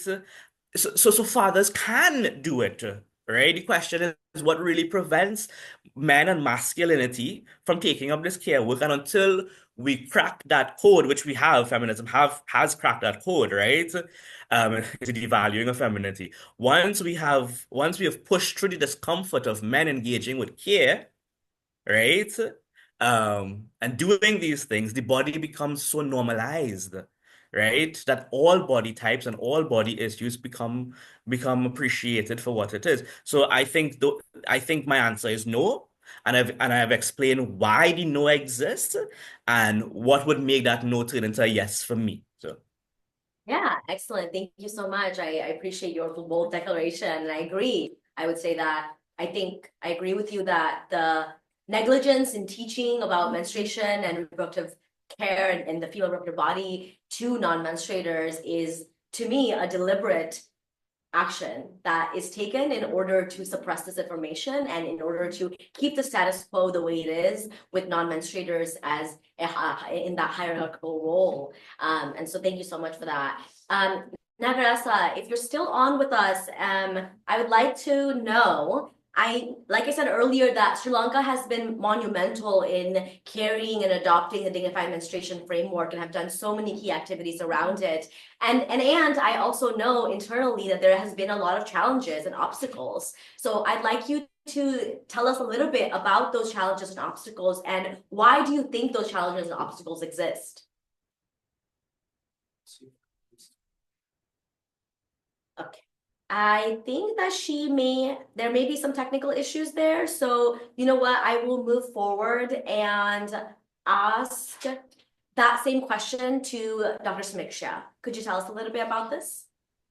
More on the challenges and barriers side. Yes, please.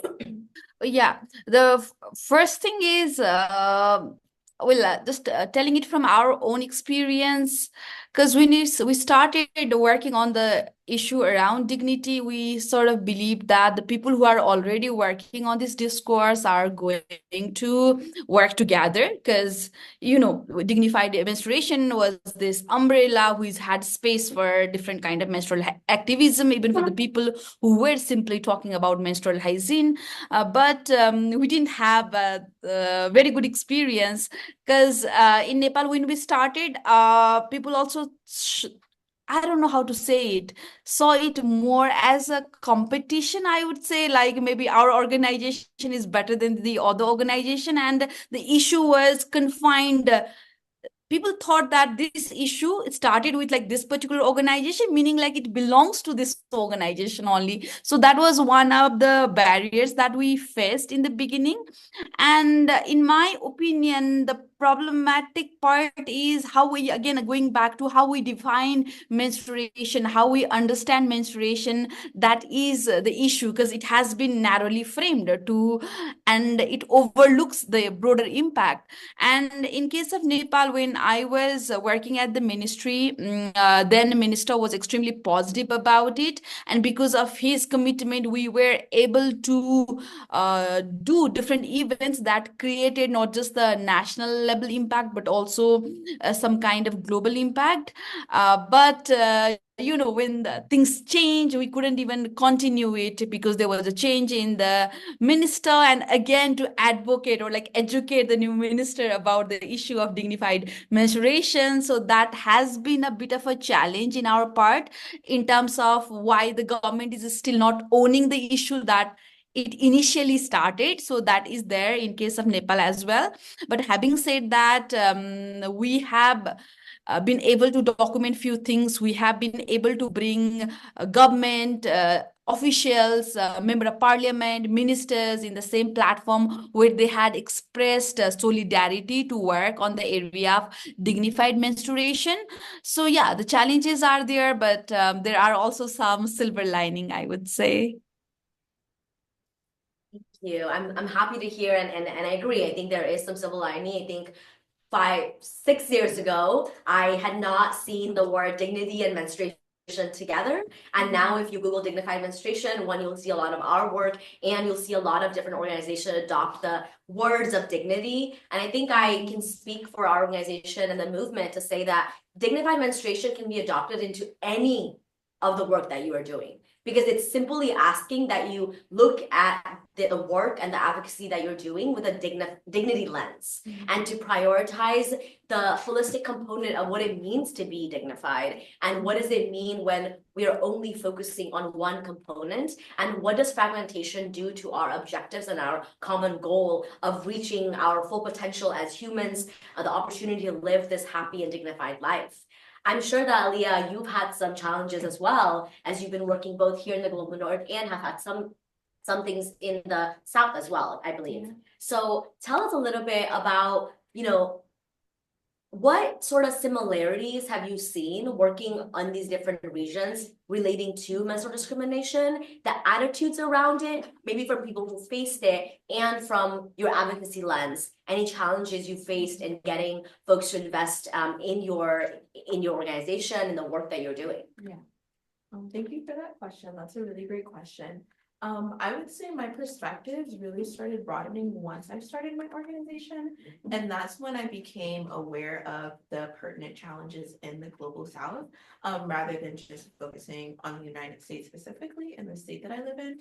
I remember and recall working with one organization in Uganda, and they were looking for funding support for reusable pads, and that was something I had been first introduced to. Because here in the United States, it's mostly marketed as, disposable product. But there it's more, I would say, promoted just because of the cost efficiency related to that. And then, but my main concern with that, of course, is relating to hygiene and unsafe sanitary practices and lack of clean water relating to that. But they use that approach more so just because it's more efficient and more promising for menstruators there that do not have accessibility to that. But I do see a lot of similarities between stigma and taboo. I think it's something that persists like internationally, just because people from different parts of the world still practice religion. It's still being internalized as well, through and through. And so I think that's an issue that's persisting like throughout the globe.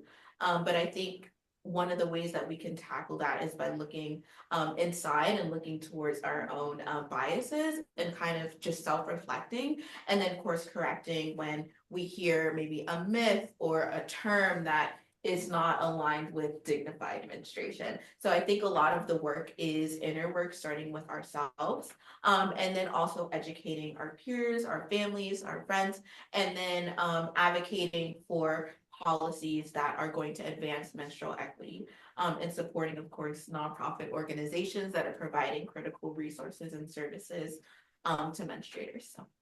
Yeah, and I think when we had spoken earlier, I think one thing that you shared with me that I thought was so powerful was just, there's a lot of work being done in even the reusable menstrual products, right? And then I think you had shared with me just a story about how you had learned that yes, some folks had the reusable menstrual product, but then it was like they were even afraid of washing it and then hanging it to dry. Yeah. Tell us a little bit about when you learned about that, or what you felt during that, and what you recognized as, now they have the product, but there's still so much shame. There's still so much shame, yes. It's still being done in private.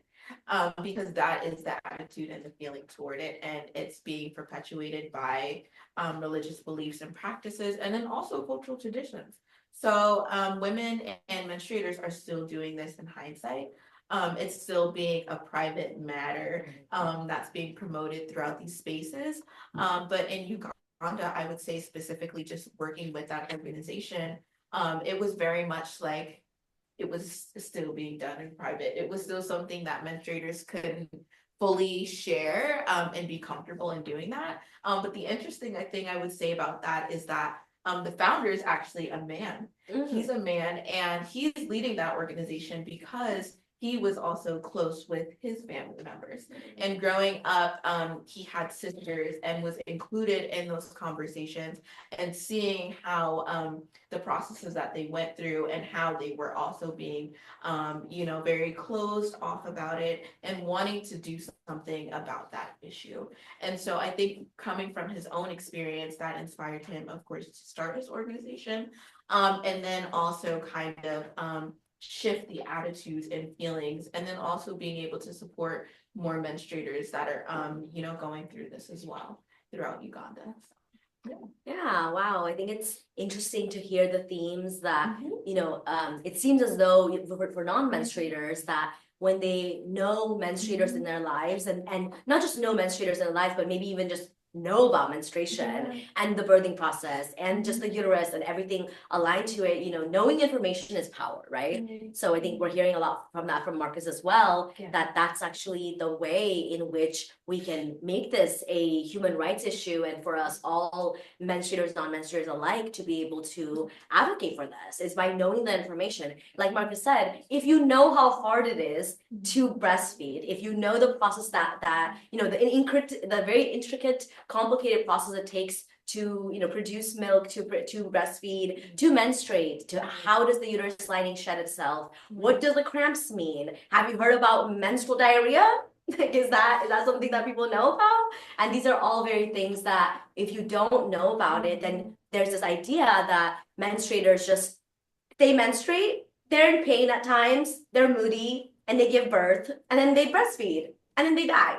And then that's just the overall, it's sort of the phase. Oh no, and then before death, they stop bleeding and something happens there, but no one knows, right? It's such a mystery. It reminds me of when I'm also in medical school, and in my like OBGYN clinical rotation, there's still a persistent idea in a very public school in California that, I was told this by a professor that, when we're talking about like just sexual dysfunction and sexual functionality of female reproductive bodies, that women are this crazy fertile beings that roam the earth and that we don't really know a lot of information about them. And this is in 2021 in America, in California. So just to give you a sort of, scope that we've come so far, and yet we are also still very much in elementary roots. We still really haven't broken through the lens that we need to. Marcus, as we're ending this panel, I'd like to ask you, so I think what can, in your opinion, and you've given us a little bit of themes that you think we should work on, but I guess what are some pragmatic advice or instructions that you may leave non-menstruators in this forum, physically and a hybrid model, of how you think we can incorporate dignified menstruation as a priority in advocacy and programming for SRHR and for child abuse, for sexual violence, for all of these different sequelae of menstrual discrimination, which we believe to be from dignified menstruation framework. What would you tell a individual who's a non-menstruator? What should they do pragmatically? If someone's listening right now, what should they do today or tomorrow that they could do to incorporate dignified menstruation framework? And then what can organizers who are hearing this talk today or later on do to incorporate dignified menstruation framework into their practice as an organization? Yeah, specifically to the men and boys, I would say one, engage in policy advocacy as well, partner with governments, integrate menstrual equity, international health and education policies, ensuring that the alignment with the international frameworks like CEDAW. I think I'm so impressed with men engaged, taking men to CEDAW to not just, it's another layer of engagement. It's not just hearing stories from the family level or collecting data as a researcher, but it's also engaging with these collective movements. And I think more men should attend CEDAW, and be part of that conversation. Of course, not dominate the space, but also just being part of that conversation is also important. I think promoting gender responsive education. I feel like in the Caribbean and places where colonial residue, as Patricia Muhammad calls it, still exists, where Christian ideologies take dominance around and other religions, like I mentioned, Hinduism and other ones, prevent the equality of and valuing of femininity. So that's sort of promoting health and family life, that shared responsibility, education, that shifting of culture, not knowledge. I think it's so important. And I can't do this enough, but I have to say, drawing on women's histories and cultural experiences, like I feel like men and boys have to do the homework to understand why we have a dignity menstruation conference, why issues around women's bodies are still being spoken of in Western in the western parts of the world as well, right? I think we take for granted the kinds of liberation we may have in the West, and not really understanding how we still have the same problems that exist in Africa, in Asia. It's just packaged very differently. So I think those histories become quite important for men and boys to engage with. And I think definitely implementing the accountability principles and mechanisms, ensuring that men and boys involved in programming actively challenging patriarchal norms to support menstrual equity, right? And I think last, I want to say that there's no liberation without the liberation of women, right? So those countries that think that they are in developing status or in in a place of not thinking that this issue is there, is that if we don't have women and children's liberation, then we shouldn't see that, we shouldn't see ourselves as reaching, right? So by centering menstrual equity within their border advocacy of SRHA, Men Engage Alliance have contributed to the liberation of women and girls, ensuring a more just and equitable future in the work that they do. And I think that those are sort of the 4 or 5 key points around ways forward, if you would allow me, for men and boys to be part of this um, process and to be part of this problem. Yeah. Thank you, Marcus. So I'm hearing that and I'd like to insert this one. When we first mobilized CEDAW and the UN committee to acknowledge menstrual discrimination as a human rights issue, because they still have not done that in all of the decades of policy work and campaigns that have been run, menstrual discrimination is still only seen as a harmful cultural practice. And that's just it's a shame to in 2024 for it to be established as that, and when we know it's a global issue. And then I'm hearing from you that we need to learn the history, we need to learn the anatomy, and if you don't know this information, seek for that information and then involve yourself in this advocacy work and take upon that responsibility and that duty you have as a human being. So thank you so much for that. I'll move on to Aaliyah. How has your experiences as a young founder shaped your understanding of this intergenerational approach to menstrual dignity? I'm sure you've seen some differences in maybe resistance or, purely resistance sort of from the different generations. And do you think that now is the time to change this narrative around menstruation and SRHR to center dignity? Yeah, I'll start with the second question. And of course, absolutely, the time is now. I think we're way overdue, actually, because this is an issue that has been consistent. And I think that it's only going to continue if we aren't addressing the root causes and how we are upholding a lot of patriarchal principles that are then still being internalized for a lot of menstruators. And then the second question. Yeah, of course. Intergenerational. That's right. So yeah, I've seen I would say a lot of more progressive approaches toward people in my generation, so Gen Z.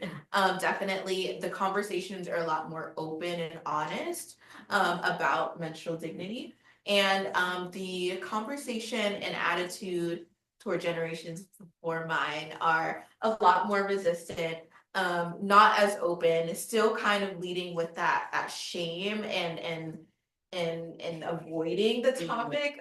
It's still seen as something that's private, and so I think I tend to have a more challenging time having those critical discussions with the generation before. But I am really hopeful that moving forward, Gen Z is really carrying the torch and being more progressive and open and taking the charge to really make this a more normal conversation, because this is a normal biological process.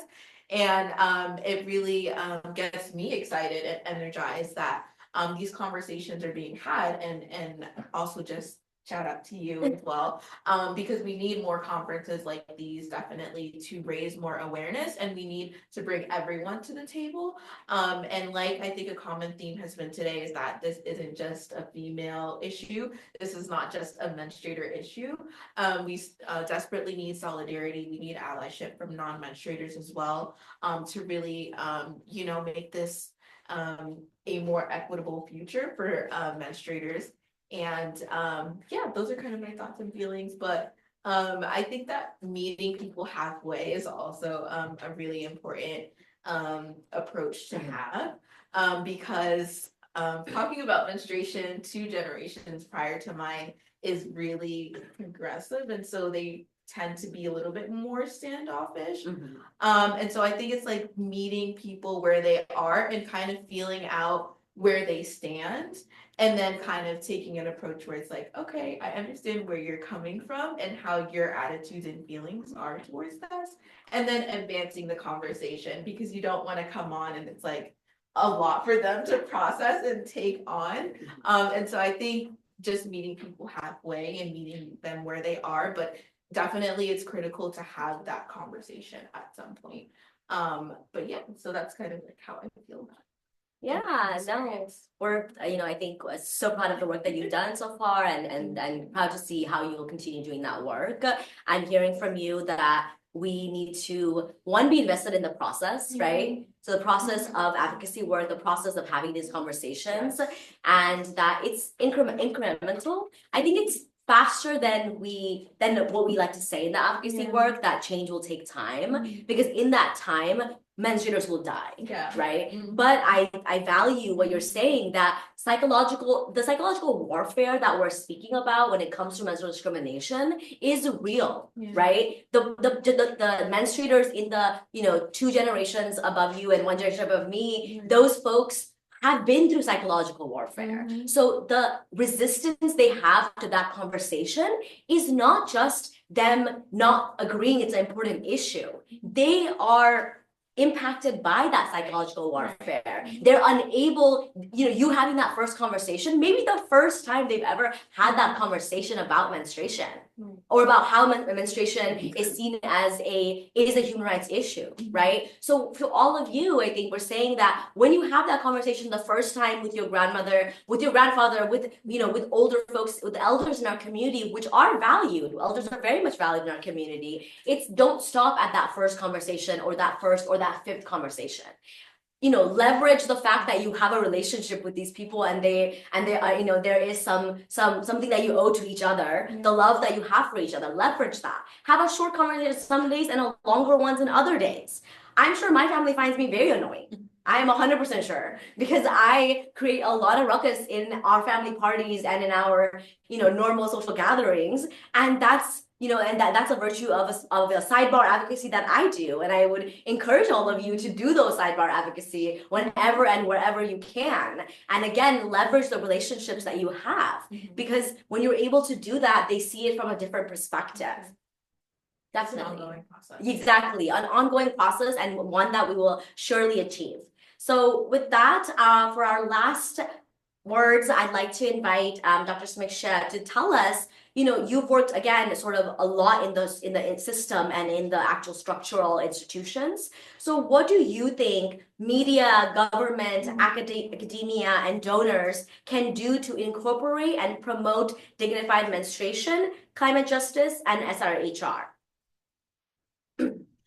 Thank you so much. Definitely, all the stakeholders has an important role to play in order to address this issue, and in order to bring the issue around SRHR and climate action under the umbrella of dignified menstruation. For media, raising awareness and normalizing the conversation around menstruation is super important. And when we talk about media, not just the traditional media, also the focus would be more on social media, new media, because that's where I see it's important. And there are a few examples where new media, especially Gen Z, they are trying to make a difference, raise awareness, break the taboo. But at the same time, I also see very problematic contents that is stigmatizing menstruation, I would say. So for responsible media, I think it's important to showcase stories and case studies that connect menstruations with climate resilience, SRHR, and it is also important to highlight unique challenges faced by LGBTQI plus individuals. For government, there is also something we tried to do while I was at Women Ministry. This is also to work with Education Ministry. We tried integrating dignified menstruation into school curricula. We did a couple of meetings and we were hopeful, but I don't think we have been able to create a direct impact, but we will keep going there. For academia, for researcher like me, even Marcus pointed out, I really liked it when he said like, focusing more on women histories, because our history, our knowledge has been so much about men only, so much about non-menstruators only, and focusing on interdisciplinary research that highlights connection between all the menstruation, climate action, SRHR. It is very much important. And often we talk, in order to normalize menstruation, we say that it's a biological issue, it's a normal issue. Having said that, we should not forget it's more of a social issue, because when we talk about dignity, when we talk about stigmatization that menstruation brings, we should not limit it as a topic that should be discussed by medical professionals, let's say, right? So we need more of sociologists, anthropologists studying this issue, I believe.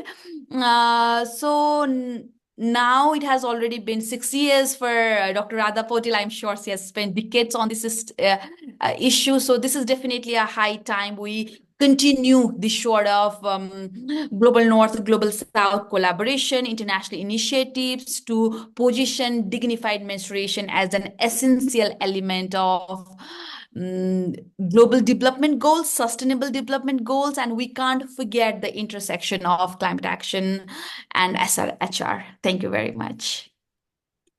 Thank you so much, Dr. Samiksha, and thank you to all the participants. I'm hearing that we need to incorporate dignified menstruation framework into your individual, in your individual work and individual lives, and as well as in all of the work that all of you do, which I know all of you do so much expert work in SRHR and beyond in these different aspects. So with that, again, thank you so much to our first panelist. We'd like to give them a round of applause. Thank you. Thank you very much. And then we will be just taking a short 5-minute break just to give a bio break to our in-person panelists. And then we'll move on into a short 5-minute presentation by Nicole on learn body literacy. And then we'll be moving on into our second panel session. So thank you so much. And thank you for panelists in the second session for logging on.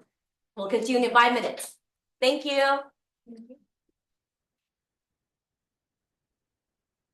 All right, everyone. The bio breaks for everyone in person / second round of food. There's lots of food, so please take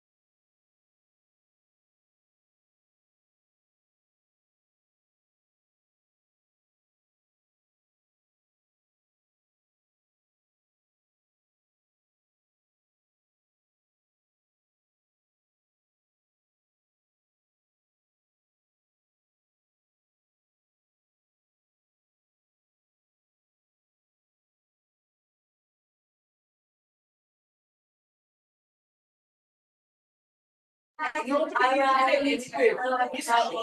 We will be starting in a minute or two, so please take your seats. I'll give you a minute.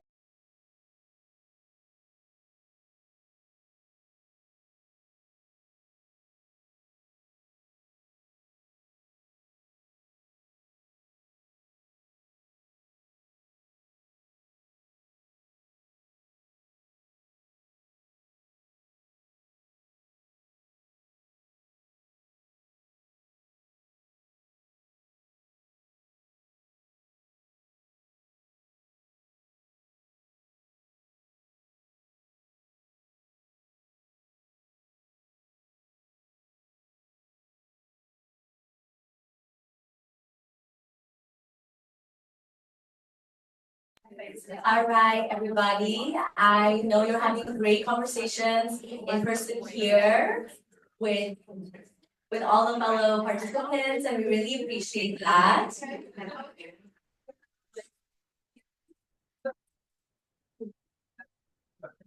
Um, Okay, I'll do something that I do in all my classes. This is called a quiet coyote. Something I learned when I first moved to the United States.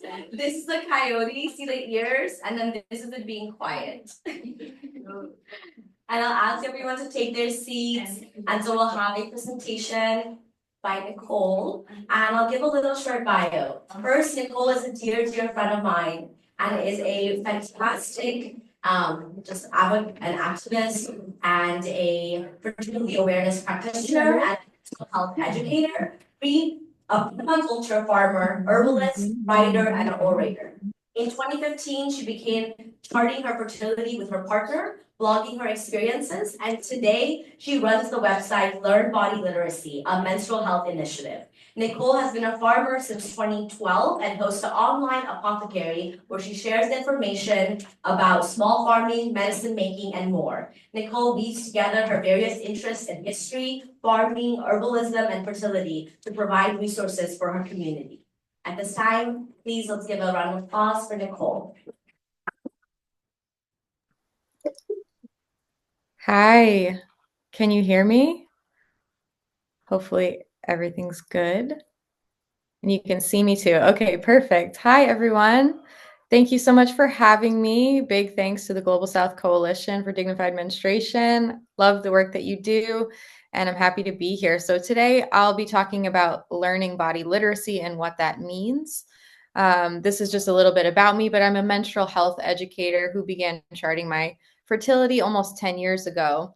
And so I wanted to start with what is body literacy. Body literacy is a health concept that uses the menstrual cycle as a self-knowledge tool, a vital sign, and a way to measure hormonal health autonomously.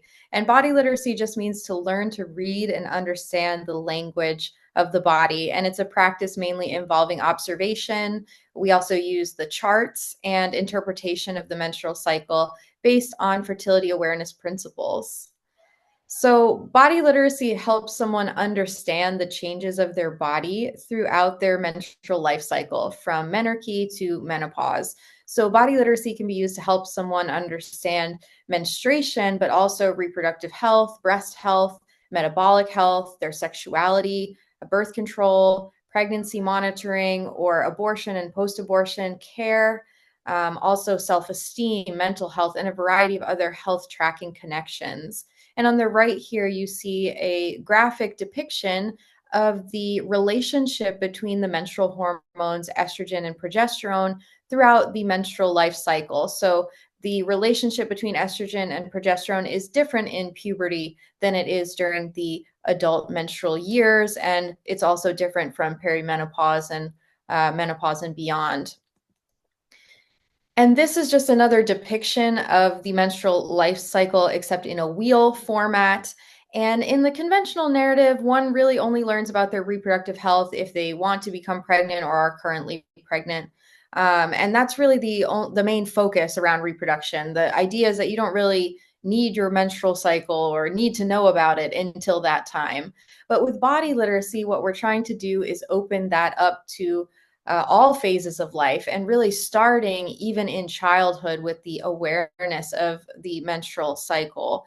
And that goes into each phase of life. So body literacy is such an asset for starting to widen our understanding of the impact that menstruation has in all of these life phases.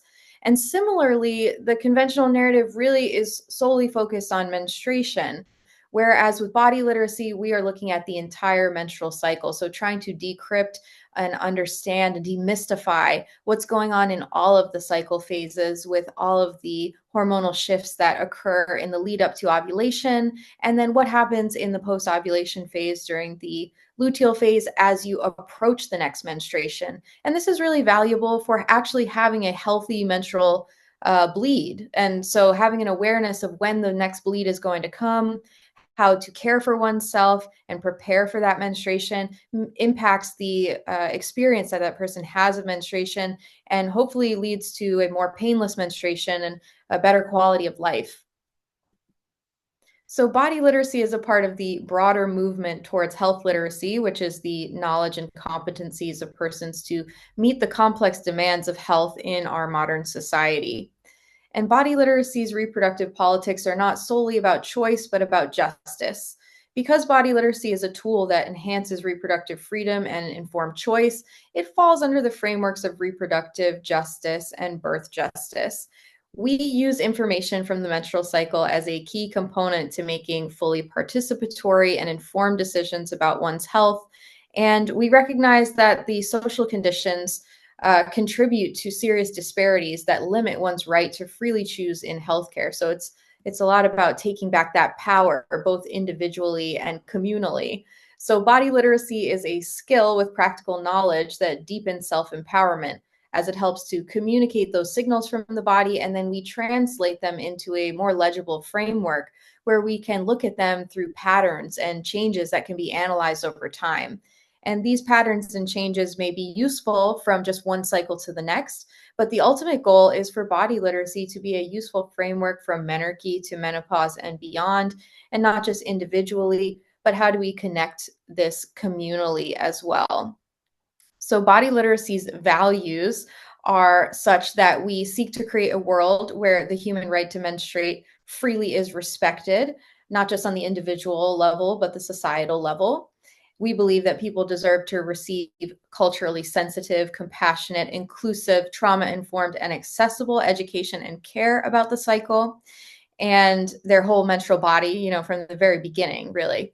And the cycling body is respected for its unique needs. We're different, and we know this, and we acknowledge this, and we don't hide from it, and we're not ashamed of it. And where those needs are even seen as a force of power. So, this is very unique body composition that we have, and it actually, has immense power within it. That's part of the reason why it's so suppressed.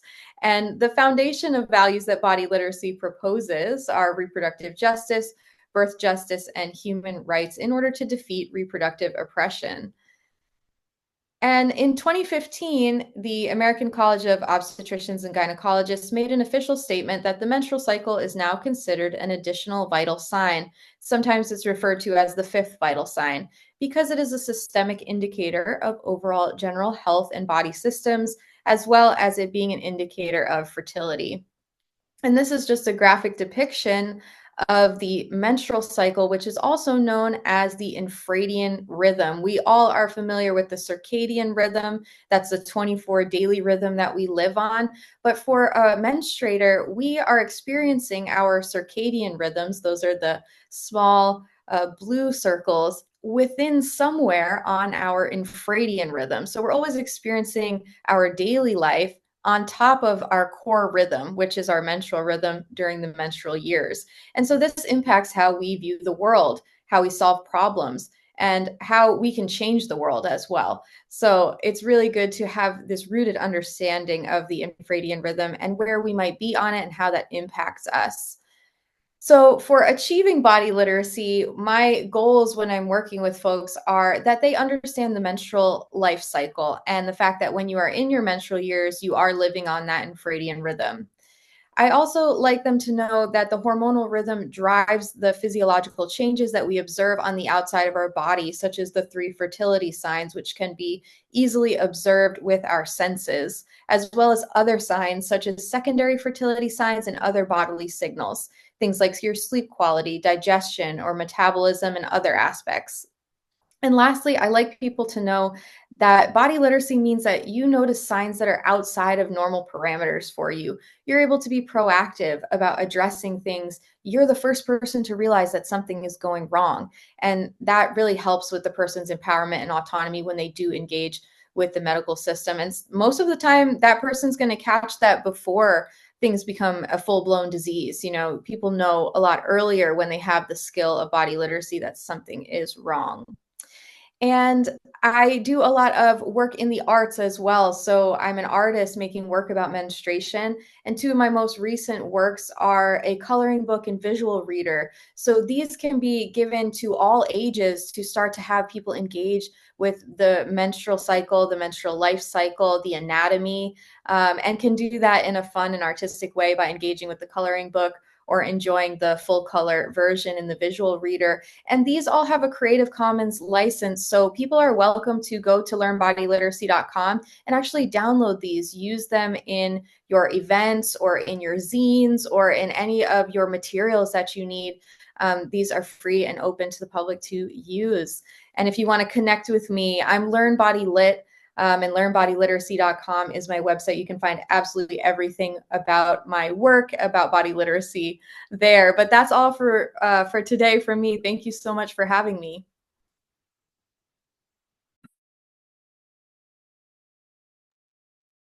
Thank you so much, Nicole. And then you are having an event after this. Please, shameless plug yourself. Oh, thank you so much. Yes, this afternoon at 2 p.m. Eastern, and later it will be uploaded to the Learn Body Lit YouTube. I am going to be sharing my latest study. I actually spent the past year photographing microscopic images of my cervical secretions for each day of the menstrual cycle, which has never been done before. So that's been really an exciting project. And I'll be sharing the results of the study and the changes, the morphological changes that I was able to see in the crystallization structure of the cervical fluid from day to day. So it's really exciting for me to be able to share my research. And I invite you all to come or to watch later on YouTube. It'll be uploaded there afterwards. So thank you.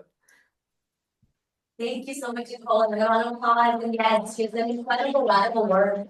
Especially as an individual and not part of a big system or institution backing her. She's done her own research because she's been a victim of the medical system, and as many of us have. And really, as someone who is entrenched in the medical system, I'm so thankful to have her as my friend and as a advisee to do this work, because she reminds me that of the atrocities that lay in the system and how they impact individuals and how they even more so impact adversely impact folks that we deem to be lay people and not known of the medical system. Thank you so much, Nicole. Thank you. Thank you. Great. So, yeah, with all of that, I think it's time also to move into the other panel.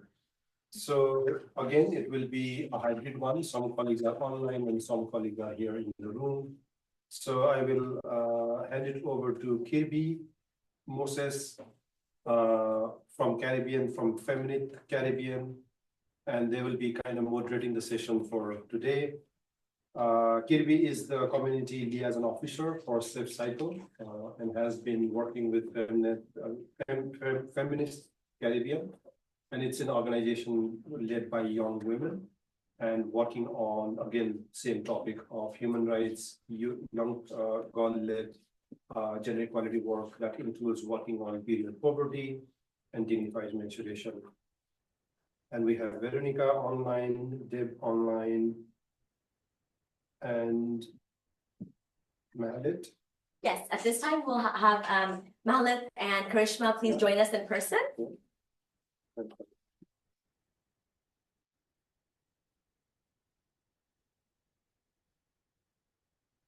Over to you, Kirby.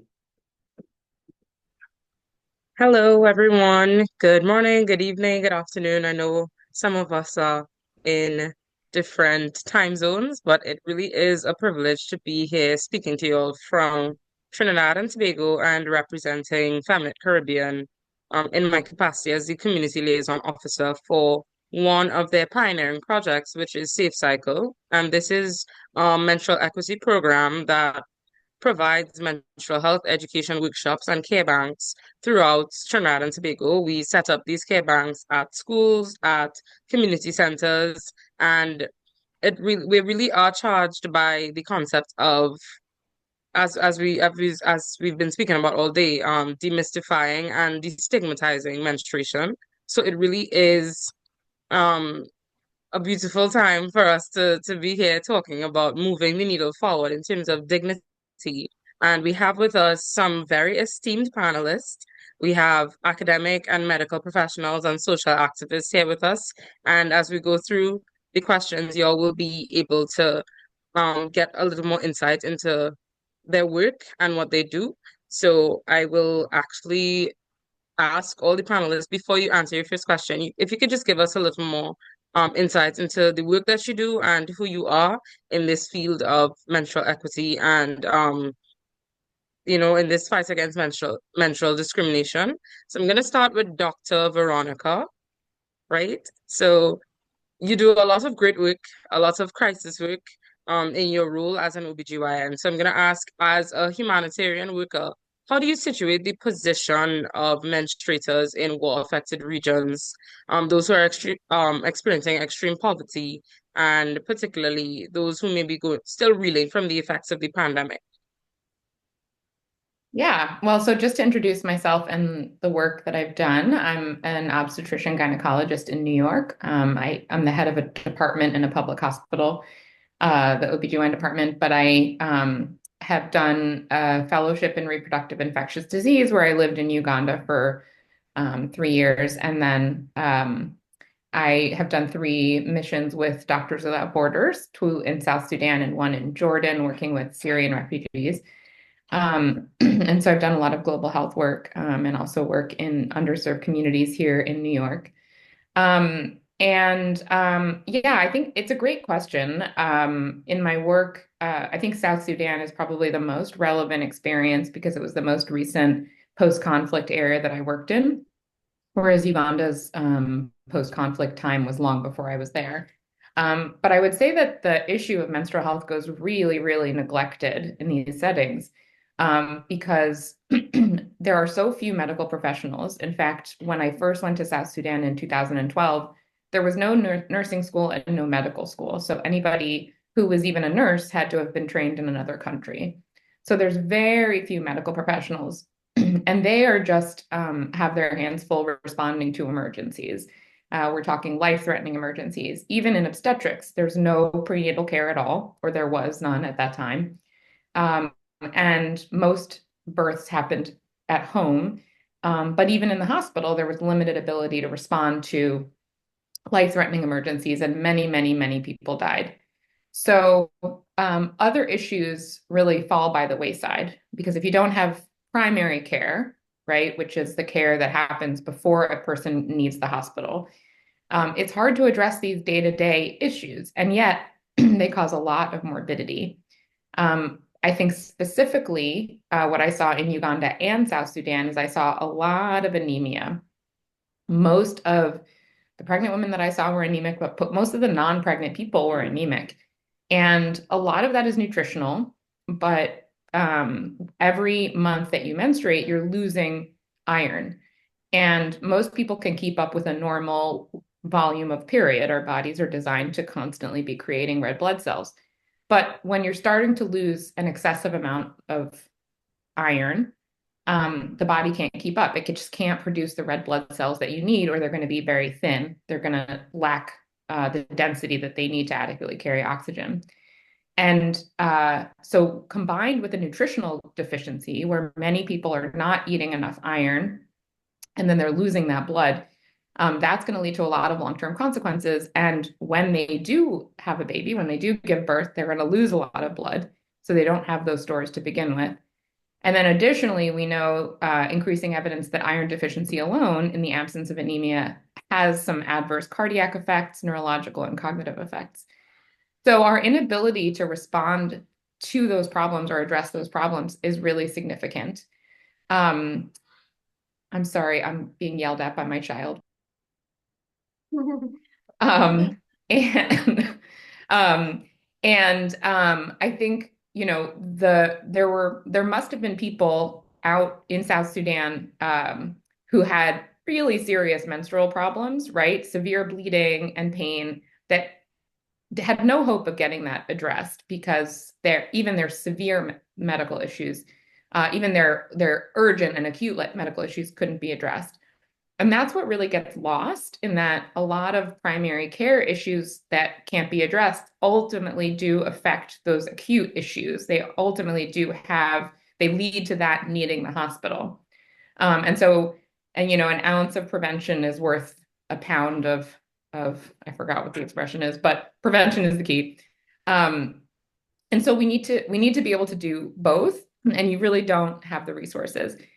I think even because I work also in New York, I think even in developed countries, we have failed to provide for prevention in this arena, right? We're very focused on when things seem extreme, addressing that. Either you can't get pregnant or you have a lot of pain. But I think that because reproductive care was not dominated by men for a long time, there was an underappreciation of exactly how debilitating menstruation could be. And I think not really when I started in medicine, but before my generation, there was a thought about it needing to be bad enough to mandate to be treated. And what is bad enough, right? It's hard to describe. Different people have different pain thresholds. Some people have unrealistic expectations for how much they should bleed in a period because maybe their mother had heavy periods. So a lot of people are told by their family that it's normal. And so unless it reaches a certain threshold, it shouldn't be treated. Whereas I think a newer generation, and certainly I was taught in medical school, that there is no threshold, that if it bothers the person, it merits treatment. And I think that is a better way to go because it is actually very hard to quantify things, but also somebody being bothered by it is a sign that it is too much. So I think shifting our thinking on that is really important. And I think that will help us do that in the global South. I think it's really important that we do that faster because we're really not addressing those preventive issues at the moment. But I think as we come to understand it in developed countries, we need to do that everywhere. Thank you. I don't know why I have my glasses on if I'm not using it, so I'm gonna take it off because everything is nice and big. So I kind of have a follow-up question for you, Dr. Veronica, which would be with the cultural stigma that is present in these war-affected regions, like how does that make the menstrual experience worse? Granted, you spoke about all the medical restrictions and the issues of nutrition that make the experience already difficult. How do these cultural stigmas and menstrual discrimination, how does that fuel um the multiple oppression or the additional experiences, poor experiences with menstruation in these spaces? Well, I think it's important to understand why menstruation isn't well appreciated as a problem is that um, women don't have a voice in many places, but even more so in some places that I've worked. And they don't have a political voice, don't have a social voice. And I see this in other problems that I've also dealt intimately with, like sexual violence and domestic violence. They don't make it on the radar because the people who are experiencing it do not have social power. And so, who sets the tone? Who is the media? Who is the government? Who is setting the policy? That's definitely true in the United States as well, but it's even more true in countries where there's even more oppression. For example, on the issue of female genital cutting, I do a lot of affidavits for asylum for that issue. And I always ask about other forms of oppression and violence because those are almost always present. For example, arranged marriage, extremely, extremely common, forced marriage, and really underappreciated as a problem, and really violence against women. So I think that it's a symptom of this larger phenomenon of the undervaluing and the lack of social power that women have. I think that when women do have more social power, and there are countries where this is happening, I do think in the United States, women have much more social power than in some other countries. Things do make the radar, things start to be talked about. But when you're not really allowed to talk about your problems at all, and if you're not able to talk about the fact that your genitals were cut off or that you were forced to marry somebody 40 years older than yourself, then you're really not going to be talking about your period and how bad that is. You're also potentially going to undervalue it in yourself. So you may not even think that you have the right to complain about this thing. It's just another thing that you have to tolerate, or may not realize that other people don't have this same issue. When I think about, for example, disposable menstrual products, they're key, in my opinion, but in much of the world don't exist. And so everything that you bleed into has to be washed. And we all know how hard it is to get blood out of fabric. And that has to happen month after month. And if you're using a lot of that, it's very difficult. That's also true in birth, that they use non-disposable fabric and patients bring it themselves to a birth. So all of those issues, right? Not even having a commercial sphere to have a disposable menstrual product tells you how undervalued it is and how little economic, social, and political power the people affected have. Thank you. Right. So we're gonna move on to Dr. Angela Rondon, who is on Zoom as well, I believe.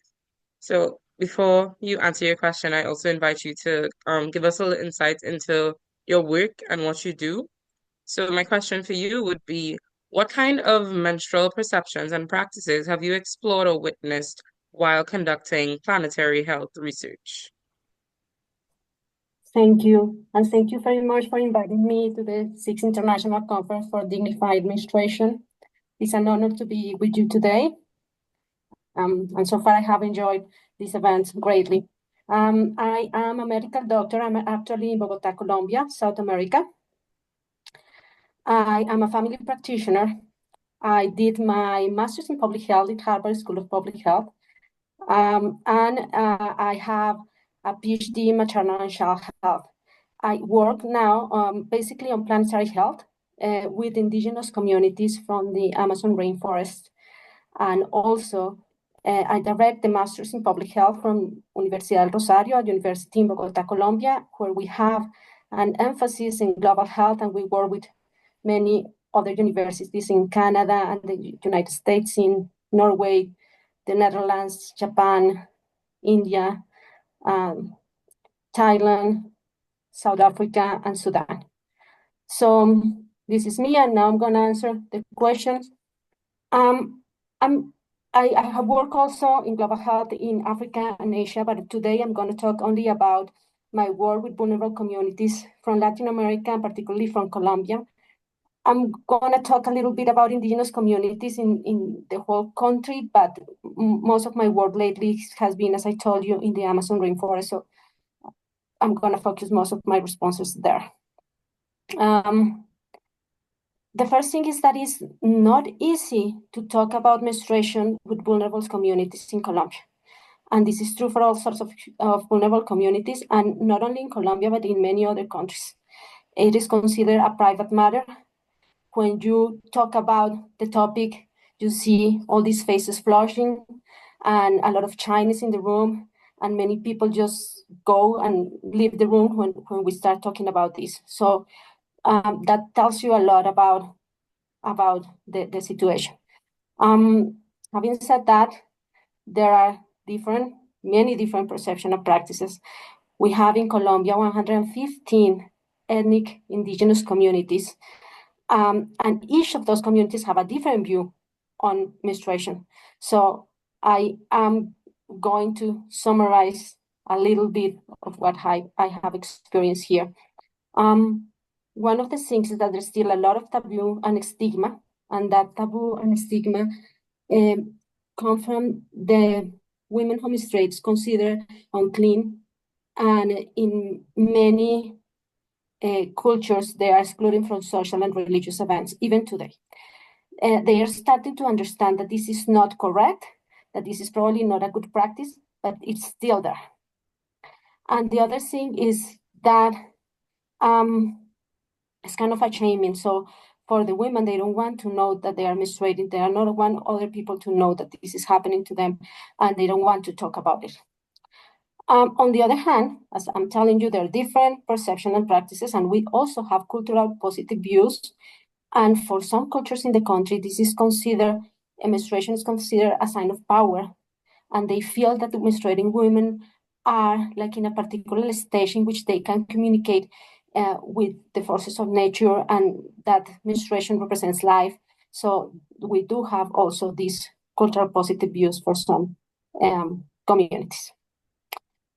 As some examples, I'm going to give you some examples, and in the Amazon communities, we still have this practice in which adolescent girls are mistreated when they menstruate heavily.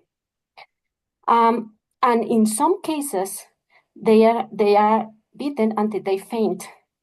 The point is that they need to extract the demon that is causing the menstruation. And although this is not supposed to happen, when talking with women in private environments, they will tell you that. So it's still happening. In many other of our communities there, we have menstruation, we have a rite of life when the girls have their first period, and they celebrate fertility, and we have these beautiful ceremonies in which the girl is painted and having a lot of jewelry, and it's something that is happy to happen. In other communities, we have, it's just a passage in which they impose a hat in the young adolescent girl during the first menstruation. This hat is called kokora, and the kokora hat is worn at least for a year. Before it was worn for 4 years, now it's a little bit over a year, but the time depends on the chief of the community and the family of the girl. They need to decide when the girl is ready. And the point is that they cut the hair of the girl before putting the hat. And when the girl is ready to leave the hat, the hair has to grow back, and it's a beautiful ceremony when they take this hat out. But the hair needs to be very, very long. So you can imagine how long this girl had to wear the hat. For those communities, we still have fasting. And right now, we'll tell you that in most of the Amazon communities, they have this like they don't want to talk about it. They don't want to know anyone that they are menstruating. We do have other groups like Emberas that are located in other parts of the country, which they really like to tell everybody that they are menstruating, and it's kind of showing everybody that they are alive and showing that the women are particularly powerful in the communities. I think this shows you a little bit. I can talk for hours about the different practices and perceptions, just a little view of what we have in the country. Thank you. And you kind of touched on some of those indigenous practices that promote dignified menstruation, though there are the communities that are still struggling to, ensure that these women are having, or these menstruators are having a dignified experience. There are still some spaces where they are celebrated for this rite of passage. If I'm correct, that the experience that you were sharing with the hat, um, that is something that you would say promotes a dignified menstrual experience. Yeah, that's right. Okay, nice. Yes. So thank you for sharing that, and we will get into a little more about some of the indigenous practices that you would have experienced in your work as well. But we'll move on to Dr. Deborah now.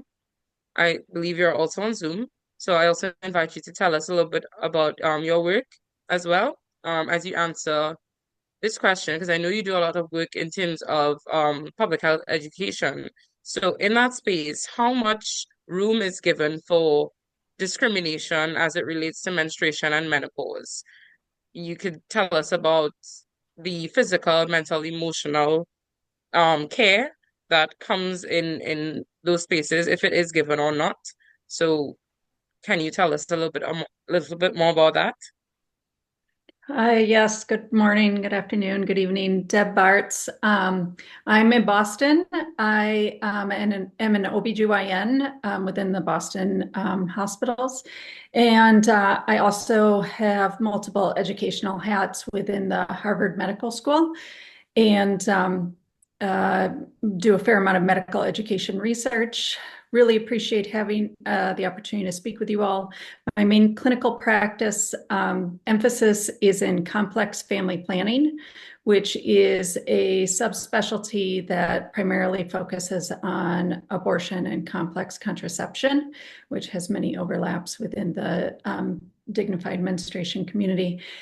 So as far as education is concerned surrounding a lot of these topics, absolutely not. There's very minimal space that's given within formal educational programs. And that's not just a marker of concepts of menstruation and menopause, as you asked about, but really it's just sex differences and women's health and LGBTQ health in general just gets exceedingly little space within formal curricular programs. That's in large part because we long since haven't had the research to really help us understand both those differences as well as how to teach those differences. And so the educational community, I think, has been a little slow to pick up on what has been a rather sluggish scientific community. So both components have kind of fed off each other as far as just not providing a lot of women's health education in general within formal medical education programs. So it's been a bit of a fight. There's limited exposure to students as educators. Many of you are probably experiencing that as well. We have this plethora of new science that is coming in that everybody feels is profoundly important, that they want their space, their face-to-face time with students. And so to make the case that we should have more time to speak about menstruation and menopause is often lost in the noise of everybody else saying that they want more space as well. So that what that means is that does leave clinicians who have gone through formal educational programs without the background information that they really need to speak to patients. Certainly access into healthcare in order to meet with clinicians and use clinicians as educators can be exceedingly hard for patients.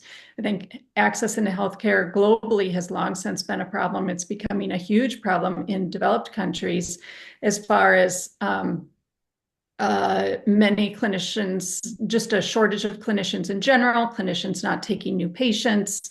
When you do get an appointment after oftentimes a very long wait period, the template for that clinician, they have to see so many patients within a day that they actually have very little time to do true patient level education with patients within the exam rooms, essentially.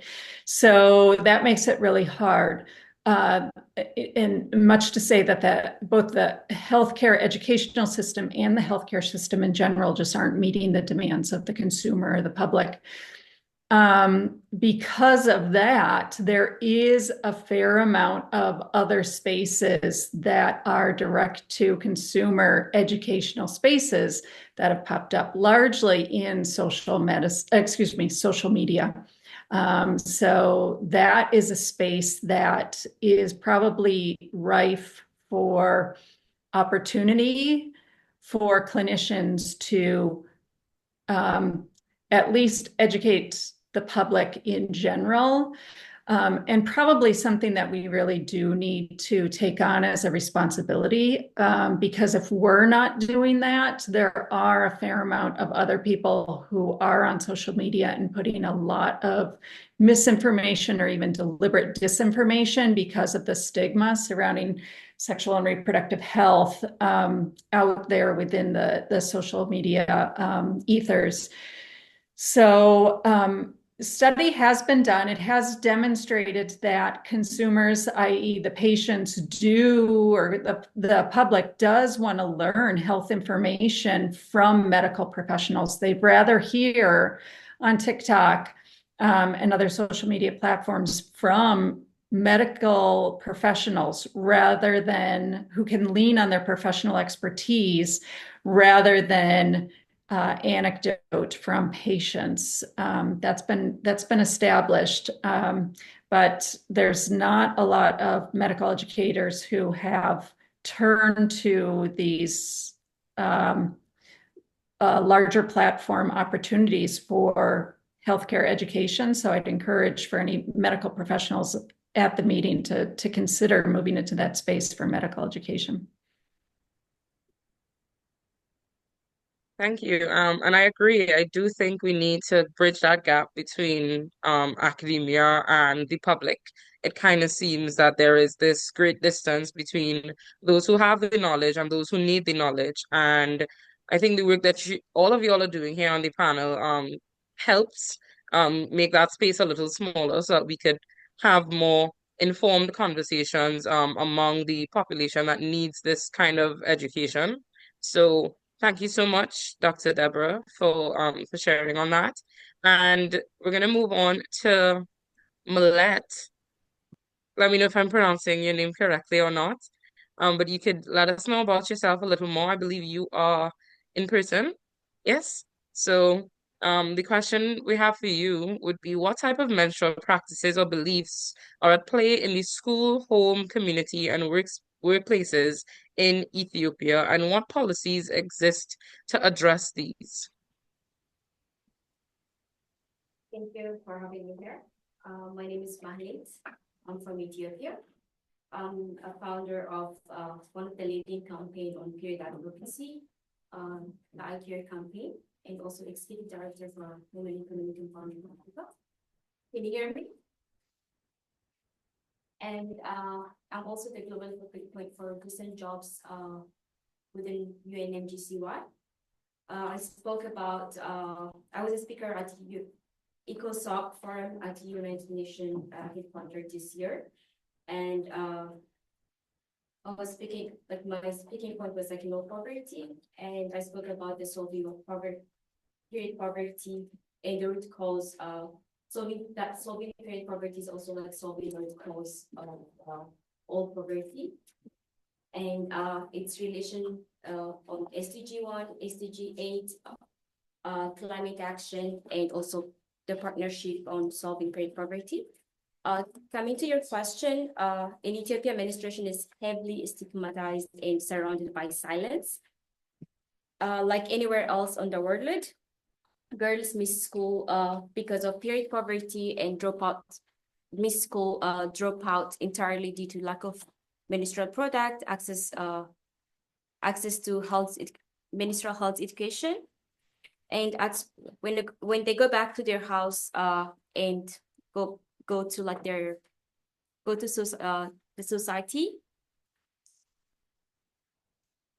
like period is rarely discussed about, leaving many girls behind period also without guidance and support. In workplaces, the absence of menstrual health affects many women, many women ability to perform and even have a bigger dreams. I would love to give you a heart-touching experience that we encountered.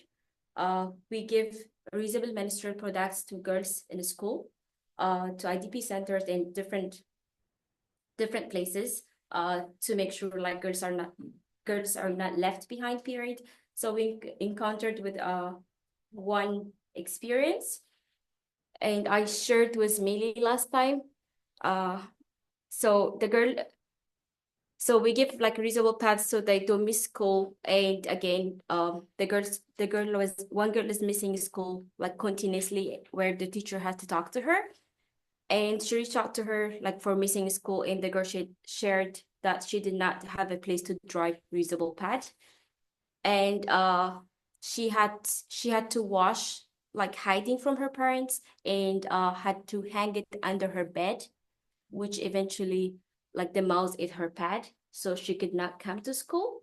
And we had to come up with a dignity bucket where like girls could store their period products so they could save it after they wash it for their next period.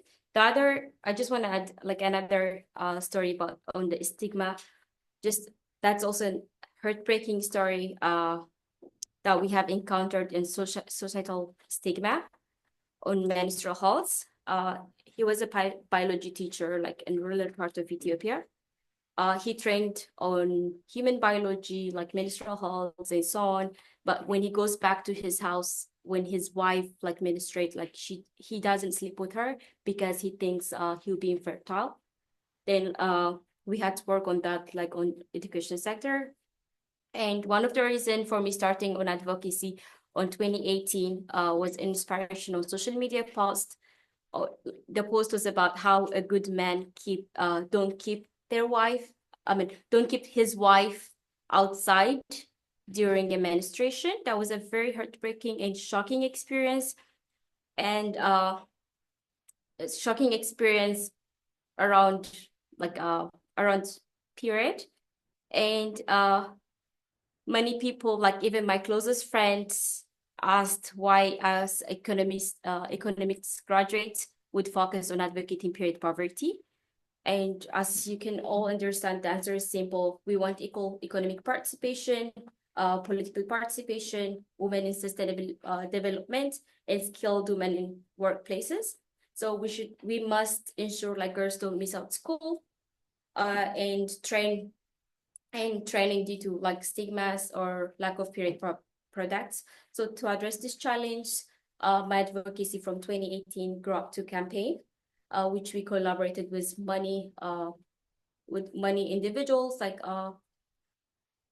even the government and policymakers, like to address like period period poverty like throughout the country. And we were able to manage eliminate the tax on period products from 67 to 127%. For those who manufacture in Ethiopia, like they get with 0% tax.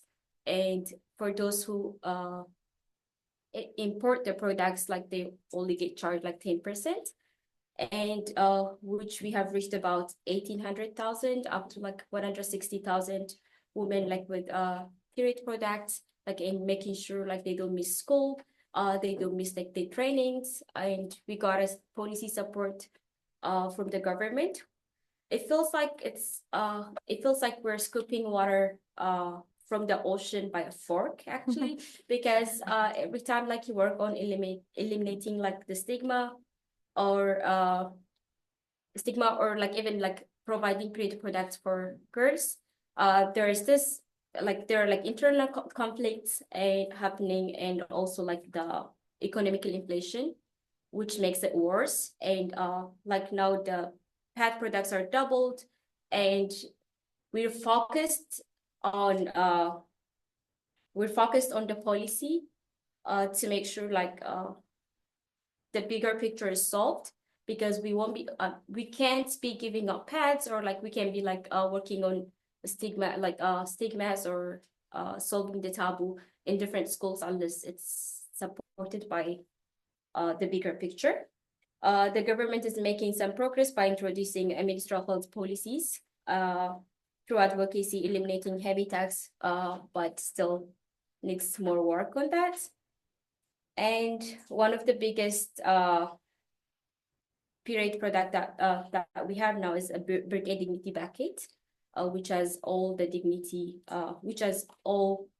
the the products that a girl needs to manage her period. We call her birke because period birke means a precious, like birke is Amharic language, it means like precious. Period is the precious which comes like every month. And also the product is a precious for every one of us because it's a luxury. Like we might not think it's precious because we are able to afford it, but 75% of the people, the women in Ethiopia, can't afford products. And we all know 1 out of 5 women miss school, miss and left behind period like worldwide. So Thank you. Thank you so much. You answered so much other questions with that one answer, which I appreciate. In terms of how policies can increase this, not just the concept, but the actual feeling of having a dignified menstruation experience. The removal of tax is very important because we do have situations. I could speak from a Caribbean perspective and the work I do with Feminine. Um, Period poverty is a serious and real issue in many rural parts in the islands where students can't go to school and they have to sacrifice between groceries or menstrual products when the month comes, and removing that barrier, that financial barrier, does increase the capabilities of somebody to have a more dignified experience. So the work that you have done, I think is very, very commendable. And I think it aligns really well with the work that the medical professionals are also doing. So the social activist part of this fight is very, very, very important. So I'm gonna go now to speak to Karishma, and Karishma is also in person. And Karishma does some very interesting and unique work as it relates to pleasure and dignity in sexual education. So you will tell us a little bit more about what you do, and I would like you to answer a kind of a two-part question, which is, what do you see as the intersection between dignified menstruation, SRHR, and pleasure? And how and why do you think the digital space is important for advocating for dignified menstruation? Hi, and thank you so much for having me here today. My name is Karishma Swaroop, and I'm a public health student here at the Harvard Chan School of Public Health, and I'm also a sexuality educator. I run a digital platform primarily on Instagram called Talk You Never Got, and I've been using that platform for the last 4 years to reach people with some of that sex ed that none of us had growing up, and that was my goal starting out. That I grew up without any type of sex education. And the stuff that I did get was really biased, misinformed, had lots of gaps in it.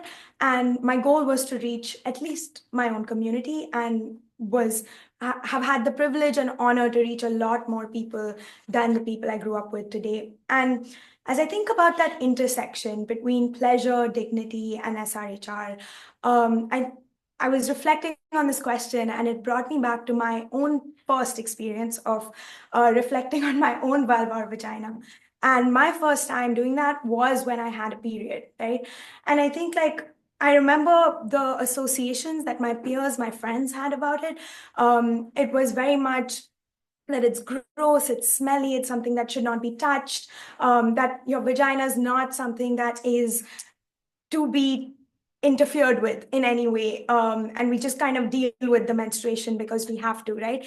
And today we've heard a lot of narratives and stories about how those who are less fortunate and privileged than us, who are not in the room today, don't get access to this type of information. But I want to also say that this stigma cuts across class and caste.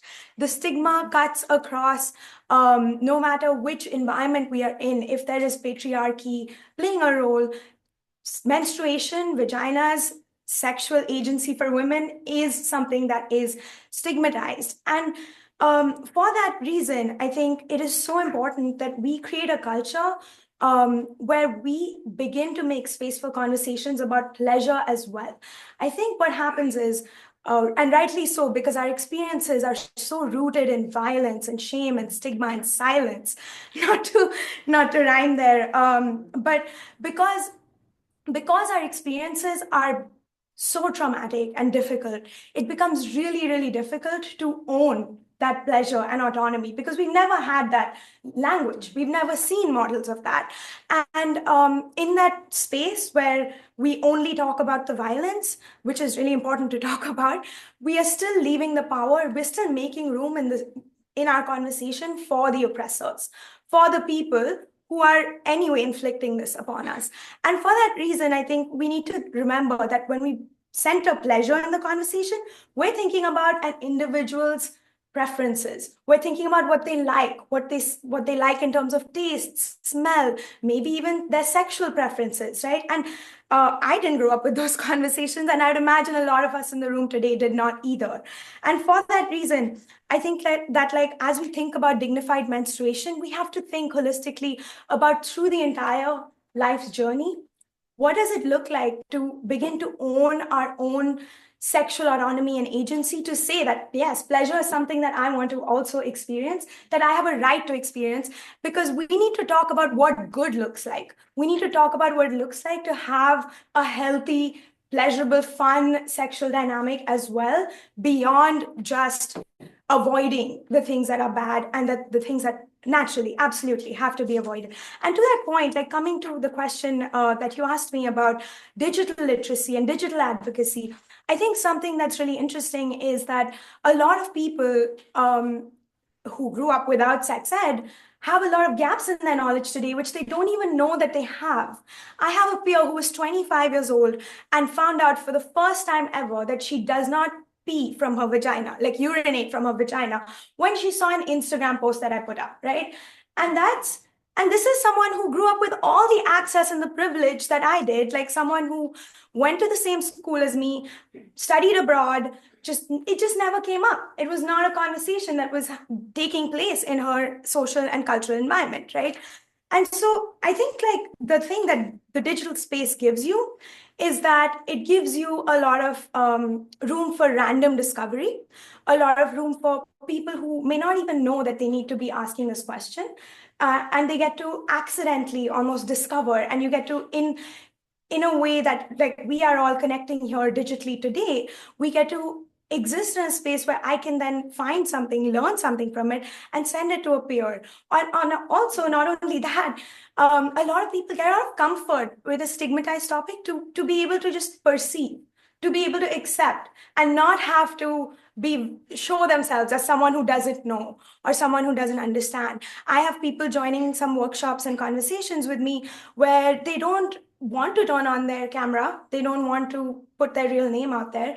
I have fake accounts leaving comments and messages and stuff because it is such a stigmatized topic. But I want people to have a space to ask that question, even if they're not yet ready to own the fact that they might have that question.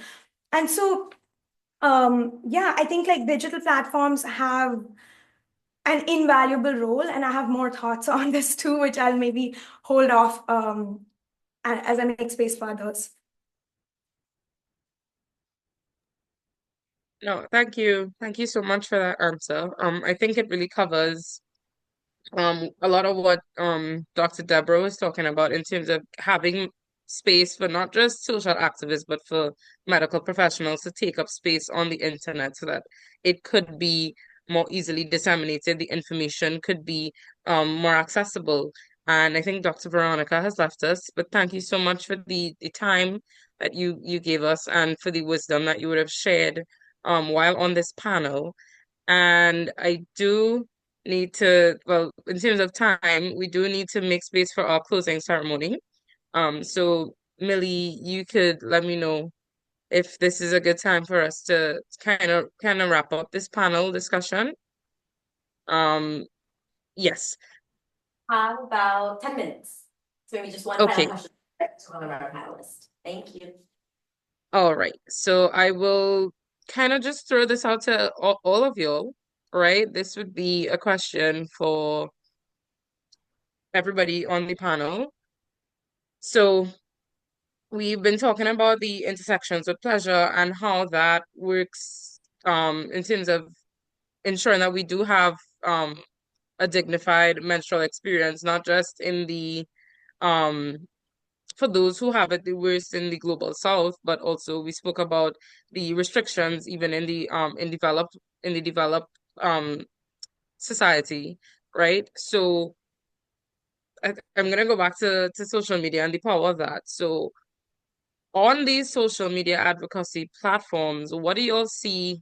What is the conversation that comes up the most as it relates to SRHR, and how do you see menstrual dignity coming up in these conversations?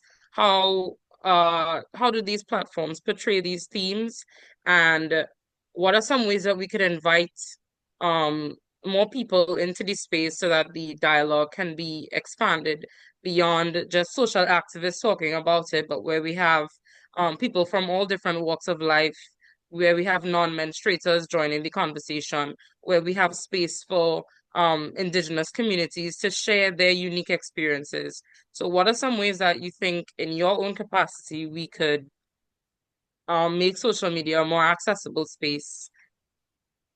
So we could have Dr. Deborah answer first, and then Dr. Angela, and then we'll have Karishma answer last.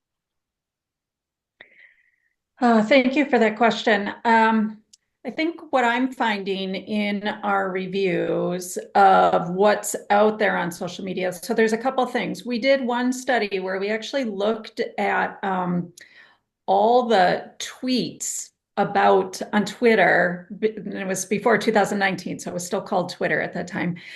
So 2006 to 2019 about contraception, for example. And what we found was, so we had close to 1 million tweets, and we actually had AI or large language models code what people were writing about and determine whether or not they were writing positive things, negative things, or neutral things. So I love my Morena, for example. That would be a positive thing. And what we found was when we looked over time was that so what's happening on social media, what people are saying is actually getting more and more polarized, which goes along with like how people are talking in a lot of other media, how people are talking just in general conversations overall in the world. People are getting more and more polarized for a whole host of reasons that I won't go into right now. So strong feelings and opinions are being expressed on the internet, and it can be incredibly hard for a listener or viewer or reader to discern what is opinion, what is anecdote, what is a causal relationship, and what is not. And it's highly problematic because these internet sites end up serving as echo chambers where people are kind of getting into specific spaces where they hear messaging that just validates their own opinions, essentially, and demonizes any other thoughts. There's also the risk of social contagion where, you hear something, it might be a newish idea for you, and all of a sudden you believe it as fact without it being backed up with any kind of reference or credible resource, essentially. And then there's a fair amount of negativity bias in how we communicate in general. So rarely, if we're having a positive experience with something, do we talk about it? If we're having a positive experience, it tends not to be front of mind. And so we don't bring up bleeding issues, et cetera, if we're not having them. However, if we're having a negative experience, then we're much quicker to talk about it. So there's actually a phenomenon called negativity bias where we talk about negative things in our lives about 4 to 5 times more often than positive things. So social media just amplifies all that negativity essentially, and it leads to a lot of misinformation being put out there that then is just amplified, amplified, amplified. So it's highly problematic. So finding and correcting misinformation, I think, putting ourselves out there and really being medical influencers ourselves is critically important. So I'd strongly encourage us to all consider doing that because this has far global reaches now than ever before, and it's only going to get bigger even into the global south, et cetera. Thank you. So we'll have Dr. Angela now, and I think I would like you to answer the question from your unique experience working with these indigenous communities in your space. For us, with indigenous communities, is they most of the communities are not using social media yet, and the ones that are using social media, the situation is overwhelming for them, and the suicide rates of the communities are increasing very, very badly. So it is a great opportunity, I think, but also with lots of dangers, as Deborah was saying. And for me, I'm personally, I'm not using social media, but I can hear what Deborah was saying. Probably we should use social media to give at least correct and scientific information out and be like models for that. But working with communities is extremely hard, particularly with these vulnerable communities that they really, when you are not educated, it's very difficult to discern which is right and which is not right. And they don't have even the tools to look if the information is correct or not. So it is extremely dangerous. And also, we need to understand that these communities have been abused for generations.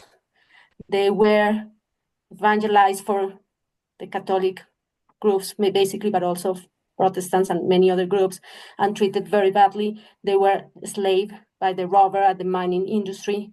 And now in Colombia, they suffer from the armed conflict. They were kicked out of their lands. Their situation, they're really, really vulnerable communities. So what we are trying to do on this is to have like healthy networks of social media. Is hard. But the reality is that the Occidental world is getting to them. Social media is going to get there sooner or later. The communities that didn't have electricity before, many of them now have electricity. Now, many of them have internet access. We still have some communities without electricity, without internet, but most of them are getting to this. So somehow we need to see a way in which we can use these tools to do well and to educate communities, but this is going to be hard. Yes. Thank you. Thank you, Dr. Angela. And now we will ask Malette